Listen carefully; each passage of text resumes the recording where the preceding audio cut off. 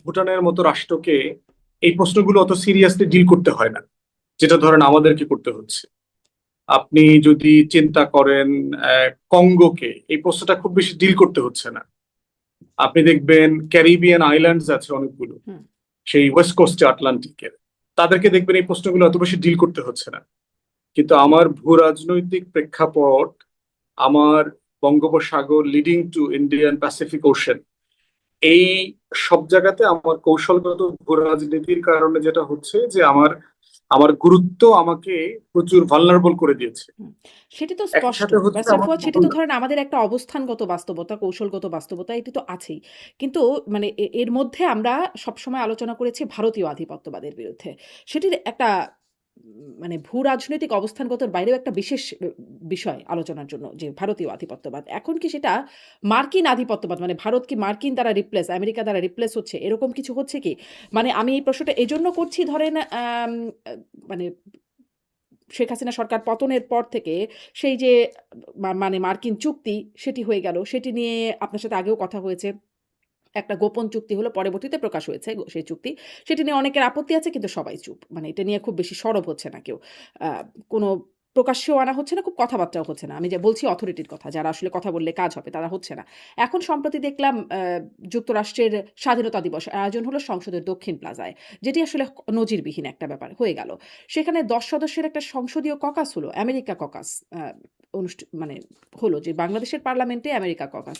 এগুলো আসলে কিসের ইঙ্গিত? আমাদের কি এখন ভারতের বদলে যুক্তরাষ্ট্র মনিবে পরিণত হচ্ছে? দেখেন, অনেকগুলো ঘটনা ঘটছে। ঘটনাগুলোকে কি আপনি কোনো একটা পার্টিকুলার কনক্লুশনে টানবেন, না আপনি এটা ফ্লেক্সিবলি দেখবেন, এটা দেখার বিষয় আছে। যেমন ধরেন, বাংলাদেশের পররাষ্ট্রমন্ত্রী প্রথম তো ইন্ডিয়া সফর করলেন হুম, এই সরকার ক্ষমতায় আসার পরে। আপনার তুরস্কে প্রোগ্রাম ছিল, যাওয়ার আগে 2 দিন ইন্ডিয়াতে থাকলেন।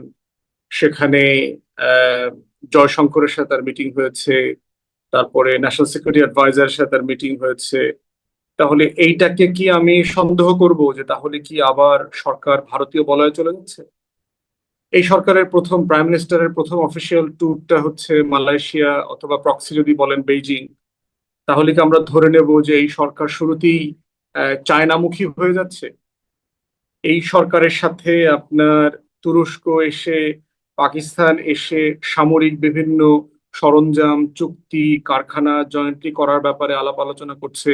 আপনি দেখলেন যে তুরস্কের সাথে একটা জয়েন্টলি ড্রোন ম্যানুফ্যাকচারিং কারখানা হবে বগুড়াতে, একটা বিমানবন্দর ডেভেলপমেন্টের কাজ হবে। এর মানে কি আমরা ধরে নেব যে তারা পাকিস্তান তুরস্কের বলয়ে চলে হুম। যাচ্ছে?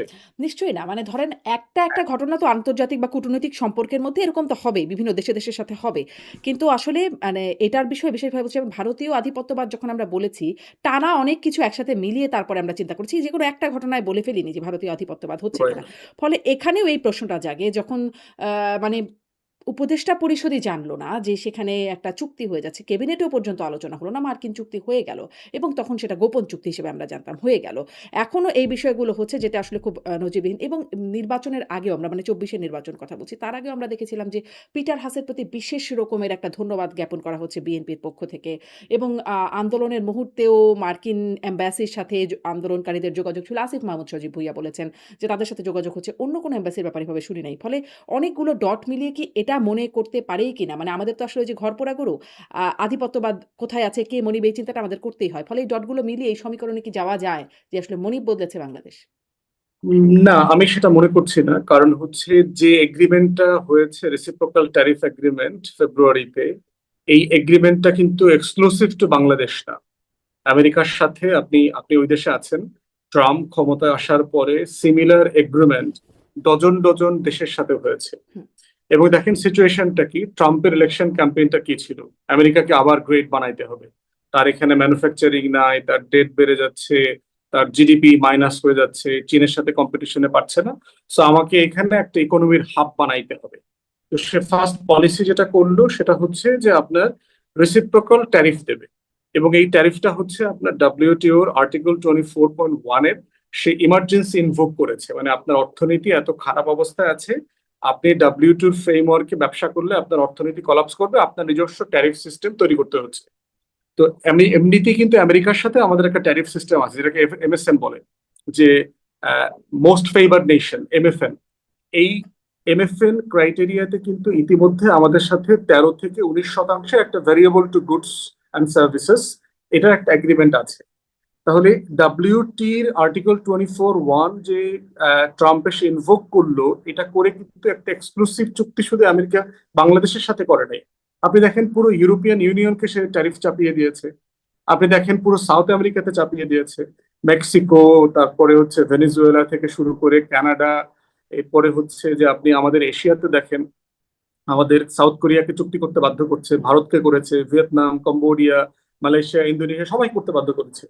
তাহলে এই ফেনোমেনাটা কিন্তু আপনার হচ্ছে যে এককভাবে এক্সক্লুসিভ টু বাংলাদেশ না, এইটা হচ্ছে অ্যাবসলিউটলি একটা exclusive policy of Trump administration. এখন প্রশ্ন হচ্ছে, দ্বিতীয় প্রশ্ন হচ্ছে যে এইটাতে যা করা হয়েছে সেটা আমাদের দেশের স্বার্থ সংরক্ষণ হচ্ছে কিনা। চুক্তি কোনো রাষ্ট্রের সাথে হওয়াটা মানে এটা না যে চুক্তিটা আমাদের দেশের জন্য ক্ষতিকর। সার্টেনলি ব্যারিস্টার ফুয়াদ, আসলে চুক্তিটা নিয়ে খুব কথা বলতে চাই না, কারণ কি মানে আমার কাছে মনে হয় যে এক্সপার্টাইজ দেবার মতো যে জায়গাটা সেটা যাদের আছে তারা আসলে কি বলছেন সেটা আমি রেফার করতে পারি। যে সিপিডি বলছে এটা দেশের স্বার্থ পরিপন্থী চুক্তি হয়েছে, তারা আমি হতভম্ব বলতে হচ্ছে। পারবো, আমি চুক্তি পড়েছি, এটা হ্যাঁ, নিয়ে আপনি আমি কথা পড়েছেন, বলতে পারবো। আপনি পড়েছেন। ধরেন আমিও টুকটাক পড়বার চেষ্টা করেছি। আমি কিছু এআই অ্যানালাইসিস করবারও চেষ্টা করেছি। ধরেন চ্যাট জিপিটিকে বলেছি, জেমিনিকে বলেছি যেটার একটা অ্যানালাইসিস দিতে। তারাও মোটা দাগে বলে দিয়েছে যে এটি আসলে যুক্তরাষ্ট্রের স্বার্থপন্থী, বাংলাদেশের স্বার্থের সাথে মানে খুব ভালো সার্ভ হয়নি এখানে, এরকম একটা বিশ্লেষণ পাচ্ছি। কিন্তু আমি চুক্তি নিয়ে বিশ্লেষণে যেতে চাই না। আমি এই বিশ্লেষণের কথা বলতে চাই যে এত মানুষ যখন অর্থনীতিবিদরা এখানে আপত্তি তুলছে, মানে গণমাধ্যমে যখন আলোচনা হচ্ছে, তখন এই বিষয়টি কেন সংসদে আলোচনা না? এই সংসদে আলোচনা হয় কে মুক্তিযোদ্ধা, কে রাজাকার, কে মোতা বিয়ে করেছে, কে পরকীয়া করছে, নানান রকম বিষয় আসে, কার ওয়াশিং মেশিন ফ্রিজ দরকার ইত্যাদি বিষয়। কিন্তু এই বিষয়গুলো ওঠে না সংসদে। আ এটা না আসার তো একটা গোল্ডেন কারণ হচ্ছে যে আপনার ইউনূস সরকার তো এই চুক্তিটা এক্সক্লুসিভলি সে নিজে করে নাই, এটার সাথে তো বিএনপি জামাত দুইটা দলের সাথে এঙ্গেজমেন্ট ছিল, আপনার জামাত সরকার অস্বীকার নিজেই করেছে। করেছে। জামাত অস্বীকার করেছে। জামাত অস্বীকার করলে হবে না, জামাতের সাথে মিটিং হয়েছে, আমি জামাতের 3 তারিখ আমির জানি। মানা করেছেন। উনি এবার মিথ্যা বলছেন। উনি জানেন না, এটা বলেছেন, আমি জানি না, কিন্তু জামাতের সাথে উনি মিটিং বলেছেন হয়েছে। আমার দলের সাথে কোনো আলোচনা হয় না, আমাদের সাথে কোনো আলোচনা হয় না। এটা তিনি বলেছেন। জামাতের সাথে মিটিং হয়েছে এটা আমি জানি, বিএনপির সাথে হয়েছে, তারেক রহমানের সাথে হয়েছে, আপনার আমেরিকার ট্রেড ডেলিগেশন, দুই দলের সাথে এই বিষয়ে মিটিং করেছে। এখন প্রশ্ন হচ্ছে যে আজকে যারা সংসদে আছে, আজকে যারা ক্ষমতায় আছে, পক্ষে এবং বিপক্ষে, ইনুস সরকার তো সবাইকে নিয়ে করেছে, তাহলে প্রশ্নটা তুলবে কে? মানে আপনি যদি কোনো পক্ষ না জানতো, শুধুমাত্র তারাই মানে সংসদে এসে হঠাৎ করে সরকার এসে শুনলো এরকম একটা চুক্তি হয়েছে, তখনই আলোচনাটা করবার সুযোগ ছিল। প্রশ্ন হচ্ছে গিভেন সার্কুমস্ট্যান্সেসে ট্রাম্প অথবা আমেরিকান অ্যাডমিনিস্ট্রেশন ইনুস সরকারকে যেটা দিয়েছে, চাপিয়ে দিয়েছে, অথবা আমাদের পক্ষ থেকে যে চুক্তি করতে হয়েছে, এর বিকল্প আসলে আমাদের হাতে ছিল কিনা? না, ছিল কিন্তু না। আপনার কাছে এটা একটু মানে আলোচনা বা সন্দেহজনক মনে হয় না যে সেই সময় উপদেষ্টা পরিষদ, পররাষ্ট্র উপদেষ্টা যিনি ছিলেন, আমার গত শোতেই তার সাথে কথা হচ্ছিল আমার এই প্ল্যাটফর্মে। এর আগেও আমার শোতে ছাড়াও তিনি বিভিন্ন জায়গায় বলেছেন যে তিনি জানতেনও না যে এই সময়টা সেটা হচ্ছে। তার জানার কথা না, প্রয়োজন নাই, হ্যাঁ, প্রয়োজন নাই আপা, কিন্তু প্রয়োজন না নাই। এরকম একটা চুক্তি একটা হবে, বিষয় দেখেন, ক্যাবিনেটে আলোচনা তো হবে। না প্রয়োজন নাই, সব চুক্তির ব্যাপারে আলোচনা হওয়ার প্রয়োজন নাই। রেলেভেন্ট মিনিস্ট্রি জানে কিনা, ধরেন একটা চুক্তি যদি পিএমওর অফিস ডিল করে যে এইটা আমি সরাসরি ডিল করছি, রেলেভেন্ট মিনিস্ট্রি নিয়ে করছে, কমার্স মিনিস্টার তো জানে। হুম, এই কমার্স মিনিস্টারের সাথে তখন আপনার ন্যাশনাল সিকিউরিটি অ্যাডভাইজার যোগ হয়েছে, যেহেতু তিনি তারেক রহমান অ্যাটলিস্ট জানে যে এই লোকটা আমার ক্যাবিনেটের ফিউচার ফরেন মিনিস্টার, তাকে ইনভলভ করা হয়েছে। তো দুজনে মিলে যেটা জানার কথা সেটা জানে। সব চুক্তি তো আপনার ক্যাবিনেটে আলোচনা হওয়ার কালচার বাংলাদেশে নাই, কিন্তু এটা এটারই না হয় আমরা না। সমালোচনা করেছিলাম, এটারই না বিরোধী হ্যাঁ ছিলাম। নিঃসন্দেহে, হ্যাঁ নিঃসন্দেহে সমালোচনা করবার সুযোগ আছে যে আপনার ক্যাবিনেটে সবকিছু, কারণ এটা তো আপনার লোকাল বাজেটারি বিষয় না যে আপনি একটা একনেকে এটা উঠাইতে হবে, তারপরে কাউন্সিল অফ মিনিস্টার্সে অথবা অ্যাডভাইজারে এই টপিকটা উঠাইতে হবে, উঠায় পাশ করতে হবে, এই বাধ্যবাধকতা নাই। প্রশ্ন হচ্ছে আপনি এটা যদি কাউন্সিল অফ অ্যাডভাইজার এটা উঠতো ধরেন, তাহলে কি এটা পাশ হইতো না? বিষয়টা কি তাই? যা হওয়ার তাই হইতো। প্রশ্ন হচ্ছে যে গিভেন টাইমে ইউনূস সরকারের সামনে এর থেকে বেটার অপশন ছিল কিনা, আমি মনে করি ছিল না। এখন প্রশ্ন হচ্ছে সারা দুনিয়াতে যে চুক্তিগুলো চাপিয়ে দিয়েছে আমেরিকান অ্যাডমিনিস্ট্রেশন, আমাদেরকে এখন অ্যাসেস করতে হবে এইটা থেকে আমরা কিভাবে আমাদের ন্যাশনাল ইন্টারেস্ট সেফগার্ড করে আমরা কিন্তু এটাকে কোনো রিভাইজ করব জবাবদিহিতা নাই অথবা যে এক্সিট করব। সরকারের, সেই সরকার তো ওয়েট করতে পারতো। মানে পররাষ্ট্র উপদেষ্টাও আমাকে বলছিলেন যে তারা আসলে তিনিও মনে করেন যে তারা অপেক্ষা করতে পারতো, নির্বাচিত সরকার এসে এটা করতে পারতো। না, এটা এক পক্ষ পারতো না, অন্তর্বর্তীকালীন সরকার চেষ্টা করেছে, এটা আমেরিকা বলে দিয়েছে এই চুক্তি করতে হবে, যেহেতু দুইটা বড় দল সেটা আপনি তারাই তো জানেন, ক্ষমতায় আসবে। উপদেষ্টারা জানেন না কেন? মানে আপনি জানছেন, উপদেষ্টারা কেন আমি জানছেন? আমি আমি খবর নিয়েছি, ওনারা খবর নেওয়ার চেষ্টা করতেছে না, হয়তো অথবা জানে আপনাকে বলছে না। আমি তো জানার চেষ্টা করেছি, আমি তো ওনাদেরকে জিজ্ঞেস করেছি যে এটা আপনারা পিছানোর চেষ্টা করেছেন কিনা। চেষ্টা করেছে। আর ব্যাপারটা তো এরকম না যে আপনার এটা পরিকল্পিতভাবে 9 তারিখে চুক্তিটা করা হয়েছে। চুক্তির আলোচনা তো 1 বছরের উপরের সময় থেকে এটা চলছে, তখন চলমান। তো গোপন ছিল, গোপন চুক্তি এনডিএ এর অধীনে। না, চুক্তির আলোচনা তো আপনার সবসময় প্রাইমারি লেভেলে তো কনফিডেন্সিয়াল থাকবে, এটা তো খুবই নর্মাল। প্রাইমারি লেভেলে তো আমাকে আপনাকে এটা বলবে না রাষ্ট্র। রাষ্ট্র সরকারের উপরে আমরা এই জন্যই তো ভোটের আয়োজন কেন করি, যে আমরা আস্থা রাখতে চাই যে কিছু মানুষ আমার স্বার্থকে সবসময় রক্ষা করবে, সেফগার্ড করবে।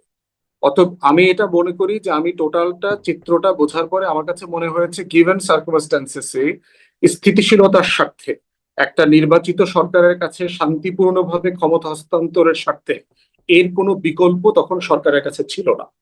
That was the best available option. মানে এখন শান্তিপূর্ণ হস্তান্তরের জন্য মার্কিন চুক্তির সাথে সম্পর্ক কি? সম্পর্ক হচ্ছে আমেরিকার, আপনার তো নির্বাচনকে তো অ্যাকনলেজ করতে হবে যে বাংলাদেশে ফ্রি ফেয়ার ইলেকশন হয়েছে। আচ্ছা, এটা আপনি চিন্তা অ্যাকনলেজ করে দেখেন, করানোর জন্য এই চুক্তি?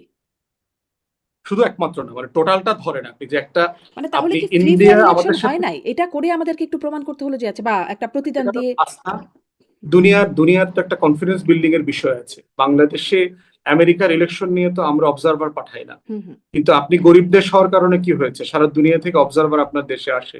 এখানে ইউরোপিয়ান ইউনিয়নের সার্টিফিকেট দিতে হয় যে হ্যাঁ নির্বাচন ভালো হয়েছে। এখানে আন্তর্জাতিক সংস্থাগুলোর সার্টিফিকেট দিতে হয়, কারণ আপনার নিজের ইনস্টিটিউশন নাই, আপনার গণতন্ত্র নাই, আপনার নিজের দেশের মানুষের তার ইনস্টিটিউশনের উপরে আস্থা নাই। অতএব এই বাস্তবতাগুলো তো আমরা তৈরি করেছি। তৈরি করতে করতে এমন একটা জায়গাতে আসছি যে এখন আমাদের অ্যাকনলেজমেন্ট লাগে, সার্টিফিকেশন লাগে। তো এই জন্য স্টেবিলিটির স্বার্থে তাদের কাছে এর থেকে বেটার কোনো অপশন হাতে ছিল না। এখনো ভারতের আসলে কি কথা সেরকম চিন্তা কোনো করে, স্বার্থের কন্টিনিউশন হচ্ছে? মানে সংসদে এই যে সংসদের দক্ষিণ প্লাজায় নজিরবিহীনভাবে এরকম আয়োজন, মানে আমেরিকান ককাস তৈরি হয়ে যাওয়া সংসদের ভেতরে সংসদীয় এবং বিরোধী দল, মানে সরকারি বিরোধী দল ২ পক্ষেরই সমন্বয়ে, আম এটাও কি একটা সেই মানে ককাস তো ধারাবাহিকতা? নতুন কিছু না। আপনার আপনার আওয়ামী লীগের আমলে তো ককাস ছিল, ককাস তো নতুন কিছু না। এরকম আমেরিকান সমস্যা ককাস হচ্ছে যে ছিল? বাংলাদেশ, হ্যাঁ ছিল ছিল। কারা আপনার ছিল সেখানে? পার্বত্য মানে আমি শুনি নাই, আমার পার্বত্য অজ্ঞতা। হুম। আওয়ামী লীগের সময় যেমন ধরেন একটা ককাস আমি জানি, যেটা নিয়ে আমি প্রচুর সমালোচনা করেছি। পার্বত্য চট্টগ্রাম বিষয়ক একটা ককাস ছিল। এই রাশেদ খান মেনন, ইনু থেকে শুরু করে আপনার এনজিও ব্যবসায়ী ট্যাবসায়ী মিলে পার্লামেন্টারি ককাস ছিল। হুম। আমরা এটার প্রচুর সমালোচনা করেছি। প্রশ্ন হচ্ছে না, কিন্তু বাংলাদেশে ধরেন এটা তো ককাস জিনিসটা পার্বত্য পরিচিত চট্টগ্রাম না। বিষয়ক ককাস হতে পারে। ধরেন সমালোচনা করবার মতো বিষয় থাকতেই পারে। কিন্তু সেখানে ধরেন পার্বত্য চট্টগ্রাম বিষয়ক বিষয়গুলো ইন্টারেস্ট নিয়ে বা সেই বিষয়ক আলোচনার জন্য তারা কাজ করবেন। কিন্তু আমেরিকান ককাস এটা তো অন্য দেশের ককাস। তারা আসলে এখানে কি করবেন? তাদের স্বার্থে কাজ না করবার এটা জন্য শুধু, বাংলাদেশের না পার্লামেন্টে সারা ককাস। দুনিয়া, সারা দুনিয়াতে এই প্র্যাকটিসটা আছে, যেহেতু আমার এখানে গণতন্ত্র আমার দেশে ছিল। শক্তিশালী না। না, আমাদের দেশে ওই যে বললাম আগের পার্লামেন্ট গুলোতে তো ছিল। ওটা তো পার্বত্য যেটা হচ্ছে চট্টগ্রাম এটা বিষয়ক। ওয়াইডলি প্র্যাকটিস না, এটা তো ওয়াইডলি প্র্যাকটিসড একটা বিষয় না। এটার কোনো আইনি কাঠামো নাই, এটার রেগুলেশন নাই। এইগুলো না করে ককাস করাটা ঠিক হয়েছে কিনা এই প্রশ্নটা রেজ করবার সুযোগ আছে। হুম, কিন্তু ককাস করা যাবে না, অথবা কোনো দেশ হুম, হুম, ওপেনলি তার দেশের হয়ে লবি করতে প্রতিষ্ঠান করতে পারবে না, ব্যাপারটা এরকম না। করতে পারবে, কিন্তু আপনি এটাকে আইনি কাঠামো না দিয়ে কমিটি করাটা ঠিক হয়েছে কিনা এই প্রশ্নটা রেজ করতে পারেন। যেটা তো একটা আইনি কাঠামো লাগবে। আমেরিকাতে লবিস্ট ফার্ম তো লিগাল, তার কাঠামো বলে দেওয়া আছে যে আপনি কার হয়ে কিভাবে কোন মাত্রায় লবিং করতে পারবেন, তার আপনার আয় ইনকাম কি করছেন, স্বার্থ কি ডিক্লেয়ার করতে হবে।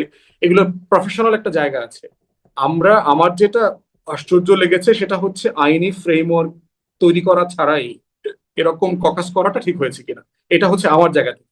কিন্তু ককাস করাটা যাবে না, করাটা অন্যায় হয়েছে তেমনটা আমি মনে করি না। হুম, আমেরিকার স্বাধীনতা দিবস হুম, আপনার প্রতি বছরই পালিত হয়, নতুন কিছু না। হুম, সেটা দুইশো এম্বাসিতে হয়। পঞ্চাশ বছরের দিবস, 250 বছরটা কিন্তু দেখবেন তারা সারা দুনিয়াতেই একটু ভিন্নভাবে পালন করছে। আমেরিকাতে শুধু না, আমেরিকার সারা দুনিয়াতেই করছে। দ্বিতীয়ত হচ্ছে দেখবেন যে ট্রাম্প আসার কারণে যেটা হয়েছে ক্ষমতায়, সারা দুনিয়ার আমেরিকার ইনফ্লুয়েন্স, আমেরিকার ব্যাপারে মানুষের যে ধারণা ডিমিনিশ করেছে। আমাকে এখানে একজন ডিপ্লোম্যাট বলেছে যে পরিকল্পিতভাবেই তারা আমেরিকার ভাবমূর্তি উদ্ধার করবার জন্য এই কাজগুলো করছে। কারণ ট্রাম্পের কারণে সারা দুনিয়াতে টোটাল ডিপ্লোম্যাটিক রিলেশনশিপ ব্রেকডাউন করেছে, আইপিএস শেলফড হয়ে গেছে। এইসব কারণে তারা বোধ করছে তারা একটু বড় আকারে এটা করে এই রিলেশনশিপটার জানান দিতে। এখন এইটাকে আমি মোটা দাগে কোনো সন্দেহ চোখে দেখি না। বিষয় হচ্ছে আপনি আমার ন্যাশনাল ইন্টারেস্ট মানে আপনি পার্বত্য কিভাবে চট্টগ্রাম প্রোটেক্ট বিষয়ক করেন। ককাসকে সন্দেহের চোখে বা প্রচুর সমালোচনা করলেন, কিন্তু আমেরিকান ককাসকে সন্দেহের চোখে বা সমালোচনা করবেন না। কারণ হচ্ছে ইস্যুটা হলো সভরেন্টির কোশ্চেন। হুম। চিটাগং হিল ট্রাক্সের কোশ্চেন হচ্ছে আমার সভরেন্টির কোশ্চেন। এই জায়গাটাতে গত 4 দশক ধরে গৃহযুদ্ধ চলছে। এখানকে এটা কেটে নিয়ে আলাদা রাষ্ট্র করা, দেশ বানানো, এগুলো চলছে। বিভিন্ন উপজাতিরা ভারত থেকে, বার্মা থেকে অস্ত্র নিয়ে, টাকা নিয়ে, প্রশিক্ষণ নিয়ে এখানে অস্থিরতা তৈরি করছে। অতএব সেটা তো একদম সরাসরি আমার টেরিটোরিয়াল ইন্টিগ্রিটির কোশ্চেন। হুম। এটাকে অবশ্যই প্রশ্ন করতে হবে। দ্বিতীয়ত, মানে ফলে যারা সেটা করেছেন নিয়ে তারা তো একটা বিশেষ ইলেক্টেড ছিল কমিটি না। তো থাকতেই পারে। মানে সেটা নিয়ে কাজ করা, সেখানকার স্বার্থ বা বিনষ্ট হচ্ছে কিনা এটা দেখার জন্য একটা ককাস না, থাকতেই ককাস পারে। তো অন্য জিনিস। হ্যাঁ, কি ককাস তো জিনিস? অন্য জিনিস, স্ট্যান্ডিং কমিটি না। হ্যাঁ। ককাস তো হচ্ছে অন্য কারো জন্য হয়ে সে লবি করবে। ককাস জিনিসটা তো হচ্ছে হুম। অন্য কারো হয়ে সে জন্য সে কাজ করবে, এবং তার সে পাবলিক ইন্টারেস্টটা সে এক্সপোজ করবে, বলবে। তো ওখানে কার এখন কার স্বার্থে কাজ করছিল? মানে পার্বত্য চট্টগ্রাম? আদিবাসীদের জন্য, আদিবাসীদের অধিকার রক্ষা করার প্রশ্ন, আদিবাসীদের জন্য আলাদা হোমল্যান্ড তৈরি করা, শান্তি চুক্তি বাস্তবায়ন করা, যারা বাঙালি সেটলার আছে তাদেরকে এখান থেকে উজ্জ করা, পুরো জমিটা তাদেরকে দিয়ে দেওয়া, এই যে ফ্রেম আছে, এই পুরো ফ্রেমটা তো আমার সংবিধান এবং সার্বভৌমত্বের সাথে পরিপন্থী। এখন আর প্রশ্ন হচ্ছে আমার সংসদ সদস্যরা তারা আমেরিকার স্বার্থে সংসদে বসে কাজ করবেন, মানে তাদের স্বার্থ রক্ষার্থে। এটি প্রশ্ন, মানে এটি ঝামেলাজনক না? সবরেন্টির কোশ্চেন না? না, এই প্রশ্ন হচ্ছে যে এই যে ফ্রেমওয়ার্কটা থাকলে সমস্যা হতো না। ফ্রেমওয়ার্ক যে নাই, এই জন্য এটা প্রশ্ন হচ্ছে যে তাদের কাজের এখতিয়ার কতটুকু, এটা কোনো আমাদের আইনে বলে দেয়া নাই, তারা কিন্তু ওই আসলে যে কি আপনি করতে বলছিলেন পারবে, ককাস হচ্ছে করতে তাদের পারবে না। স্বার্থে কাজ করা, মানে ককাস তো স্থায়ী কমিটি না। এটা লবি করবে, করতেই পারে। আপনার লবি কি আমেরিকানরা ব্যাকডোর ডিপ্লোমেসি করছে না? করছে তো। কে করছে না? হ্যাঁ, কিন্তু আপনার এরকম আপনার প্রত্যেক প্রকাশ্যে দেশে, আমাদের দেশের সংসদ সদস্যরা তাদের আমেরিকান লবি করবে। এজন্য আমার দেশের সংসদে ককাস তৈরি হলো। নজিরবিহীন না, ব্যাপার আমার নিঃসন্দেহে দেশে। এটা হচ্ছে যে আমাদের কাছে যেহেতু এটা প্র্যাকটিস না, হুম। এই জন্য আমাদের কাছে এটা গুরুত্বপূর্ণ মনে হচ্ছে। আমরা এটার সাথে অভ্যস্ত না স্যার। আবার ইমিডিয়েটলি আপনার বেইজিং থেকে সফর করে আসছেন। আমেরিকার তো একটা টেন্স সিচুয়েশন আছে, যে ভারতের কারণে ইতিমধ্যে আমাদের রিজিয়নে আমাদের চায়নার সাথে ক্লোজনেস বাড়তেছে। এই জায়গাটাতে তো অবশ্যই আমেরিকার এখানে টেনশন আছে, হুম। সিরিয়াস, তার স্বার্থের সংঘাত তৈরি হওয়ার ব্যাপার আছে। তো সেই জায়গাতে আমি বোধ করছি যে এটা এক্সক্লুসিভলি কোনো মেসেজ দিচ্ছে, ব্যাপারটা এরকম না। আমি বোধ করতেছি যে আমাদেরকে ককাসের ব্যাপারে সিরিয়াস, পরিচ্ছন্ন বক্তব্য আসতে হবে ককাসের কাছ থেকে, হুম। যে তারা কোন ফ্রেমওয়ার্কে তৈরি হয়েছেন, তাদের মানে রুলস অফ বিজনেসটা কি, তাদের এঙ্গেজমেন্টের জুরিসডিকশন কি, তারা কি করবেন কি করবেন না, কি করতে পারবেন পারবেন না, এই প্রত্যেকটা বিষয়ে জাতির কাছে পরিচ্ছন্ন বক্তব্য আসতে হবে, এই যেহেতু এটা ক্রস পরিচ্ছন্ন পার্টি বক্তব্যটা হয়েছে। তো আসলে কোথা থেকেও আসে না। যখনই সন্দেহের উদ্রেক হয় তখনই দেখা যায়, মানে ধরেন এই পরিচ্ছন্ন, মানে বিদেশি সংশ্লিষ্টতা, তাদের প্রভাব ইত্যাদি নিয়ে কথা বললেই ওই ডিপ স্টেট এর নামটা চলে আসে, যেটি নিয়ে মানে গত সরকার, অন্তর্বর্তী সরকারের উপদেষ্টারা বলেছেন, আসিফ মাহমুদ সজীব ভুঁইয়া বলেছেন বা নাসিরউদ্দিন পাটোয়ারির মতো রাজনীতিক তারা বলেছেন যে তারা মানে এই ডিপ স্টেট, এস্টাবলিশমেন্ট ইত্যাদি নানান রকম শব্দ ব্যবহার করে তাদের কথা বলেছেন। কিন্তু কেউ তো আসলে কখনো পরিষ্কার করে নাই। আপনার সাথেও মনে হয় একটা অনুষ্ঠানে আমার কথা হচ্ছিল। আপনিও তখন নাম বলেন নাই। কিন্তু সবাই দেখেন তাদের, কিন্তু কেউ পরিষ্কার করেন না। আবার এটা কি স্বার্থে হলো সেটাও পরিষ্কার করেন না। এই অপরিচ্ছন্ন জায়গাটা কেন? আপনি কি এখন বলবেন যে আসলে আপনার তো অনেক মহলে আলোচনা হয়। কি আছে আসলে এই ডিপ স্টেট এর পেছনে? এখানেও ডিপ স্টেট কিনা? না, আমার কাছে মনে হচ্ছে সিম্পলি আমেরিকা এখন যেটা চাচ্ছে সেটা হচ্ছে গত 1/11 সরকারের আগে থেকে আপনার বাংলাদেশকে তারা মোটামুটি দিল্লির কাছে ফ্রাঞ্চাইজ করে দিয়েছিল। দেখবেন একটা কথা প্রায় আসে যে দিল্লির চোখ দিয়ে আমরা সিদ্ধান্ত নেব, আমরা দেখব। দিল্লির সিকিউরিটি কনসার্নই আমার সিকিউরিটি কনসার্ন। দিল্লির সিকিউরিটি কনসার্নকে এনশিওর না করে আমি এখানে কোনো পলিসি ইনিশিয়েটিভ নেব না। অতএব সেই জায়গাতে এখন একটা বিষয় আমাদের কাছে পরিষ্কার, 24-এর গণ অভ্যুত্থানের পরে তার এই পলিসি পজিশন পরিবর্তন হয়েছে। কারণ দিল্লিকে দেওয়ার কারণে যেটা হয়েছে, বাংলাদেশে ভারত বিরোধিতা, বাংলাদেশে আমেরিকার ব্যাপারে নেতিবাচকতা আগের থেকে বেড়ে গেছে। বাংলাদেশকে যেখানে চায়না থেকে দূরে রাখবার দায়িত্ব ছিল দিল্লির, বাংলাদেশ চায়নার আরো কাছাকাছি চলে গেছে। অতএব সেই জায়গাতে আমেরিকা, এখন ওয়াশিংটন মনে করছে যে এই দায়িত্বটা এখন আমাকে সরাসরি পালন করতে হবে, যে বাংলাদেশে যে আমরা একটা লুজিং গ্রাউন্ডে আছি, এরকম একটা গুরুত্বপূর্ণ স্ট্র্যাটেজিক লোকেশনে, যেখানে আপনার এই চায়নাকে অ্যাক্সেস দেওয়ার প্রশ্ন আছে, আরাকান থেকে শুরু করে আমাদের বঙ্গোপসাগরে আইপিএস এর ইস্যুজ আছে, বার্মা একটা আছে, এরকম একটা জায়গায় তারা বোধ করছে তারা সরাসরি এখন এঙ্গেজ হইতে চায় তাদের নিজ দায়িত্বে। এবং এর বাইরে আমি মোটা দাগে আমেরিকা যেটা আগে চাচ্ছে, এর বাইরে নতুন কোনো ইন্টারেস্ট তার এখানে তৈরি হয়েছে বলে আমরা মনে করছি না। হুম। আপনি ইতিমধ্যে দেখেছেন যে ট্রেড এগ্রিমেন্ট সারা দুনিয়ার সাথে সে করেছে। আমাদের সাথে তো ট্রেডের কত আপনার ভলিউম হচ্ছে $8 বিলিয়ন। আমরা আমরা $6 বিলিয়ন সারপ্লাস আছি। এটা অ্যাডজাস্টমেন্টের জন্য তারা এই চুক্তিটা করতে চেয়েছে। আমেরিকার কি ট্রেডে আসলে খুব বেশি লাভ হয়েছে? আমি গতকালকে মাত্র রিপোর্ট পড়ছিলাম, রেসিপ্রোকাল ট্রেড এগ্রিমেন্টের কারণে গত 3-4 মাসে আমেরিকার ট্রেড প্রায় $400 বিলিয়ন কমে গেছে। কারণ আপনি যখন রেসিপ্রোকাল ট্রেড ট্যারিফ চাপায় দিয়েছেন, আমি তো আপনার দেশে মাল কেনা বেচা করা বন্ধ করে দিয়েছি, কারণ আমার খরচে পোষাচ্ছে না। হুম। অতএব এইটা একটা ফাংশনাল প্রপোজিশন না। এখন সেই জায়গাতে আমেরিকা তার স্বার্থ কিভাবে সংরক্ষণ করবে সেটার জন্য তারা হয়তো চেষ্টা করতে পারে। বাট আমার বক্তব্য এটাই, যেটা আমি বলেছি সেটা হচ্ছে যে ককাসের আইডিয়াটা যেহেতু বাংলাদেশে অধিকাংশ মানুষের কাছে একদম নতুন আইডিয়া, সরকারের কাছ থেকে পার্টিকুলারলি পার্লামেন্টের কাছ থেকে একটা পরিষ্কার বক্তব্য আসতে হবে জি। যে এটার মানেটা জি, কি পরিষ্কার বক্তব্য এবং আমি তার দেখি কাছে না। ইভেন এখতিয়ার কি। মূলধারার যে গণমাধ্যম সেখানেও খুব বিষয়টা যে আলোচনা হয়েছে বা খবরেও এসেছে আমি সেরকমটাও দেখছিলাম। আমি খুঁজছিলাম যে কোথায় গেলে একটু বিস্তারিত জানতে পারবো, কিছু আছে কিনা যেটা আমি দেখতে পাচ্ছি না। কিন্তু আমি আসলে খুব পাচ্ছিলাম না। ফলে এই যে মানে পরিষ্কার না করার জায়গাটা, তখনই মনে ভালো পড়ে। হবে আপনি যদি নিজেই ককাসের সদস্য যারা আছেন তাদের 1-2 জনকে, দুই পার্টি থেকে 2 জনকে নিয়ে একটু একটা শো করেন, হুম, তাদের কাছ থেকে আপনার সরাসরি শোনা আমি দরকার যে নিশ্চয়ই চেষ্টা আসলে করব। তারা কি করতে জি, চাচ্ছে, আপনি ভালো আপনাদের পরামর্শ কাজের বলেছেন। এখতিয়ার কি, আমি নিশ্চয়ই এই বিষয়ে আপনাদের দেশের আইন এটা কাভার করে কিনা, আপনি যেটা করলেন এটা আপনি পার্লামেন্টে এখতিয়ার নিয়েছেন কিনা, স্পিকারকে জানিয়েছেন কিনা, হুম, এই বিষয়গুলো আমাদেরও পরিষ্কার হওয়া হুম, দরকার। একই প্রশ্ন আমাদেরও আছে। জি। আমার প্রশ্ন ছিল যে মানে আপনি এটার সমালোচনা করছেন কিনা? যে মানে আপনি বলছিলেন যে সেই বিষয়ে আগেও ককাস ছিল সেটি পার্বত্য চট্টগ্রাম বিষয়ক। সেটির সমালোচনা করেছেন। এখন এটির সমালোচনা করছেন কিনা এটি আমি একটা প্রশ্ন করছিলাম। আমি আমি হচ্ছে স্বচ্ছতা নিয়ে প্রশ্ন করতেছি আচ্ছা। যে মানে স্পষ্ট। ইটসেলফ ককাস জি, হওয়াটা কোনো সমস্যা না, একদম স্পষ্ট। আপনি ককাসের বলেছেন এটা। কাঠামো, তাহলে আইনি এই যে জায়গাটা। আমি এই যেই প্রশ্নটা করছিলাম ভেগ রাখা, গ্রে রাখা, অস্পষ্ট রাখা। ওই যে ডিপ স্টেট যখনই আসলে কিছু গ্রে থাকে, অস্পষ্ট থাকে তখনই মনে হয় যে এর মধ্যে কিছু আছে কিনা। যেহেতু সবাই এই প্রসঙ্গ বলেন কিন্তু কেউই কিছু বলেন না। আ ধরেন আমি দেখছিলাম যে এলডিপি সভাপতি কর্নেল ওলি তিনি বলছেন, যিনি এখন জামাত জোটভুক্ত নেতা। তিনি বলছেন যে, "প্রধানমন্ত্রীর চারদিকে শত্রু দ্বারা পরিবেষ্টিত। আপনি ঢাকার বাইরে রাত্রি যাপন করবেন না। আপনার আশেপাশে যারা আছেন তাদের অনেকে বিদেশ থেকে টাকা পান, বিদেশ থেকে পরামর্শ দেয়া হয় যেন তারা আপনাকে বিপথগামী করেন। আপনার ১ম ও প্রধান কাজ হচ্ছে বাংলাদেশে যারা বিদেশি গুপ্তচর আছেন তাদের বের করা। তাদের দ্বারা আপনি ক্ষতিগ্রস্ত হচ্ছেন, দেশ ক্ষতিগ্রস্ত হচ্ছে।" মানে আবারও সেই বিদেশি ইনভলভমেন্ট এর কথা, আবারও বিদেশি নানান রকম প্রচারণার কথা বা পরামর্শ দেওয়ার কথা বলা হচ্ছে। আপনি ১ম এ আসলে আপনার কাছ থেকে এই বক্তব্য নিয়ে একটা মূল্যায়ন চাই। তারপরে একটু ডিটেইলস এ যাই। আপনার কাছে এই বক্তব্য কিভাবে লাগে? কেমন লাগে? একটা বিষয় হচ্ছে আমি ওই প্রোগ্রামে ছিলাম, আমি অলি ভাই বক্তব্য শুনেছি। দারুণ। হুম, একটা বিষয় দেখেন যে আপনার রাষ্ট্রে যখন গণতন্ত্র দুর্বল থাকবে, আপনার ইনস্টিটিউশন যখন দুর্বল থাকবে, তখন যেটা হবে চারপাশ থেকে আপনার পোকা মাকড়, ভাইরাস, প্যারাসাইট, ছত্রাক এগুলো আপনার শরীরে অ্যাটাক করার চেষ্টা করবে। এটার সমাধান হচ্ছে যে আপনি আপনার রোগ প্রতিরোধ ক্ষমতা বাড়াবেন, আপনার ইমিউনিটি ক্যাপাসিটি বাড়াবেন। তাহলে দেখবেন যে করোনা যখন তখন বিভিন্ন ভাইরাসের নামে কখনো বাদুড়ে চড়ে, কখনো পাখিতে চড়ে, কখনো মুরগিতে চড়ে আপনাকে অ্যাটাক করতে আসবে না। হুম। এই জন্য আমার রাষ্ট্র দুর্বল হওয়ার কারণে যেটা হচ্ছে যে এই যে বিভিন্ন রাষ্ট্রের স্বার্থের সংঘাতগুলো, এগুলো এসে আমাদের উপরে প্রচন্ড রকম আছড়ে পড়তেছে। একই বিষয় দেখেন, আপনি আমেরিকাতে যান, আপনি আমেরিকাতে করেন, দেখবেন তারা কিন্তু সারপ্রাইজড হবে না।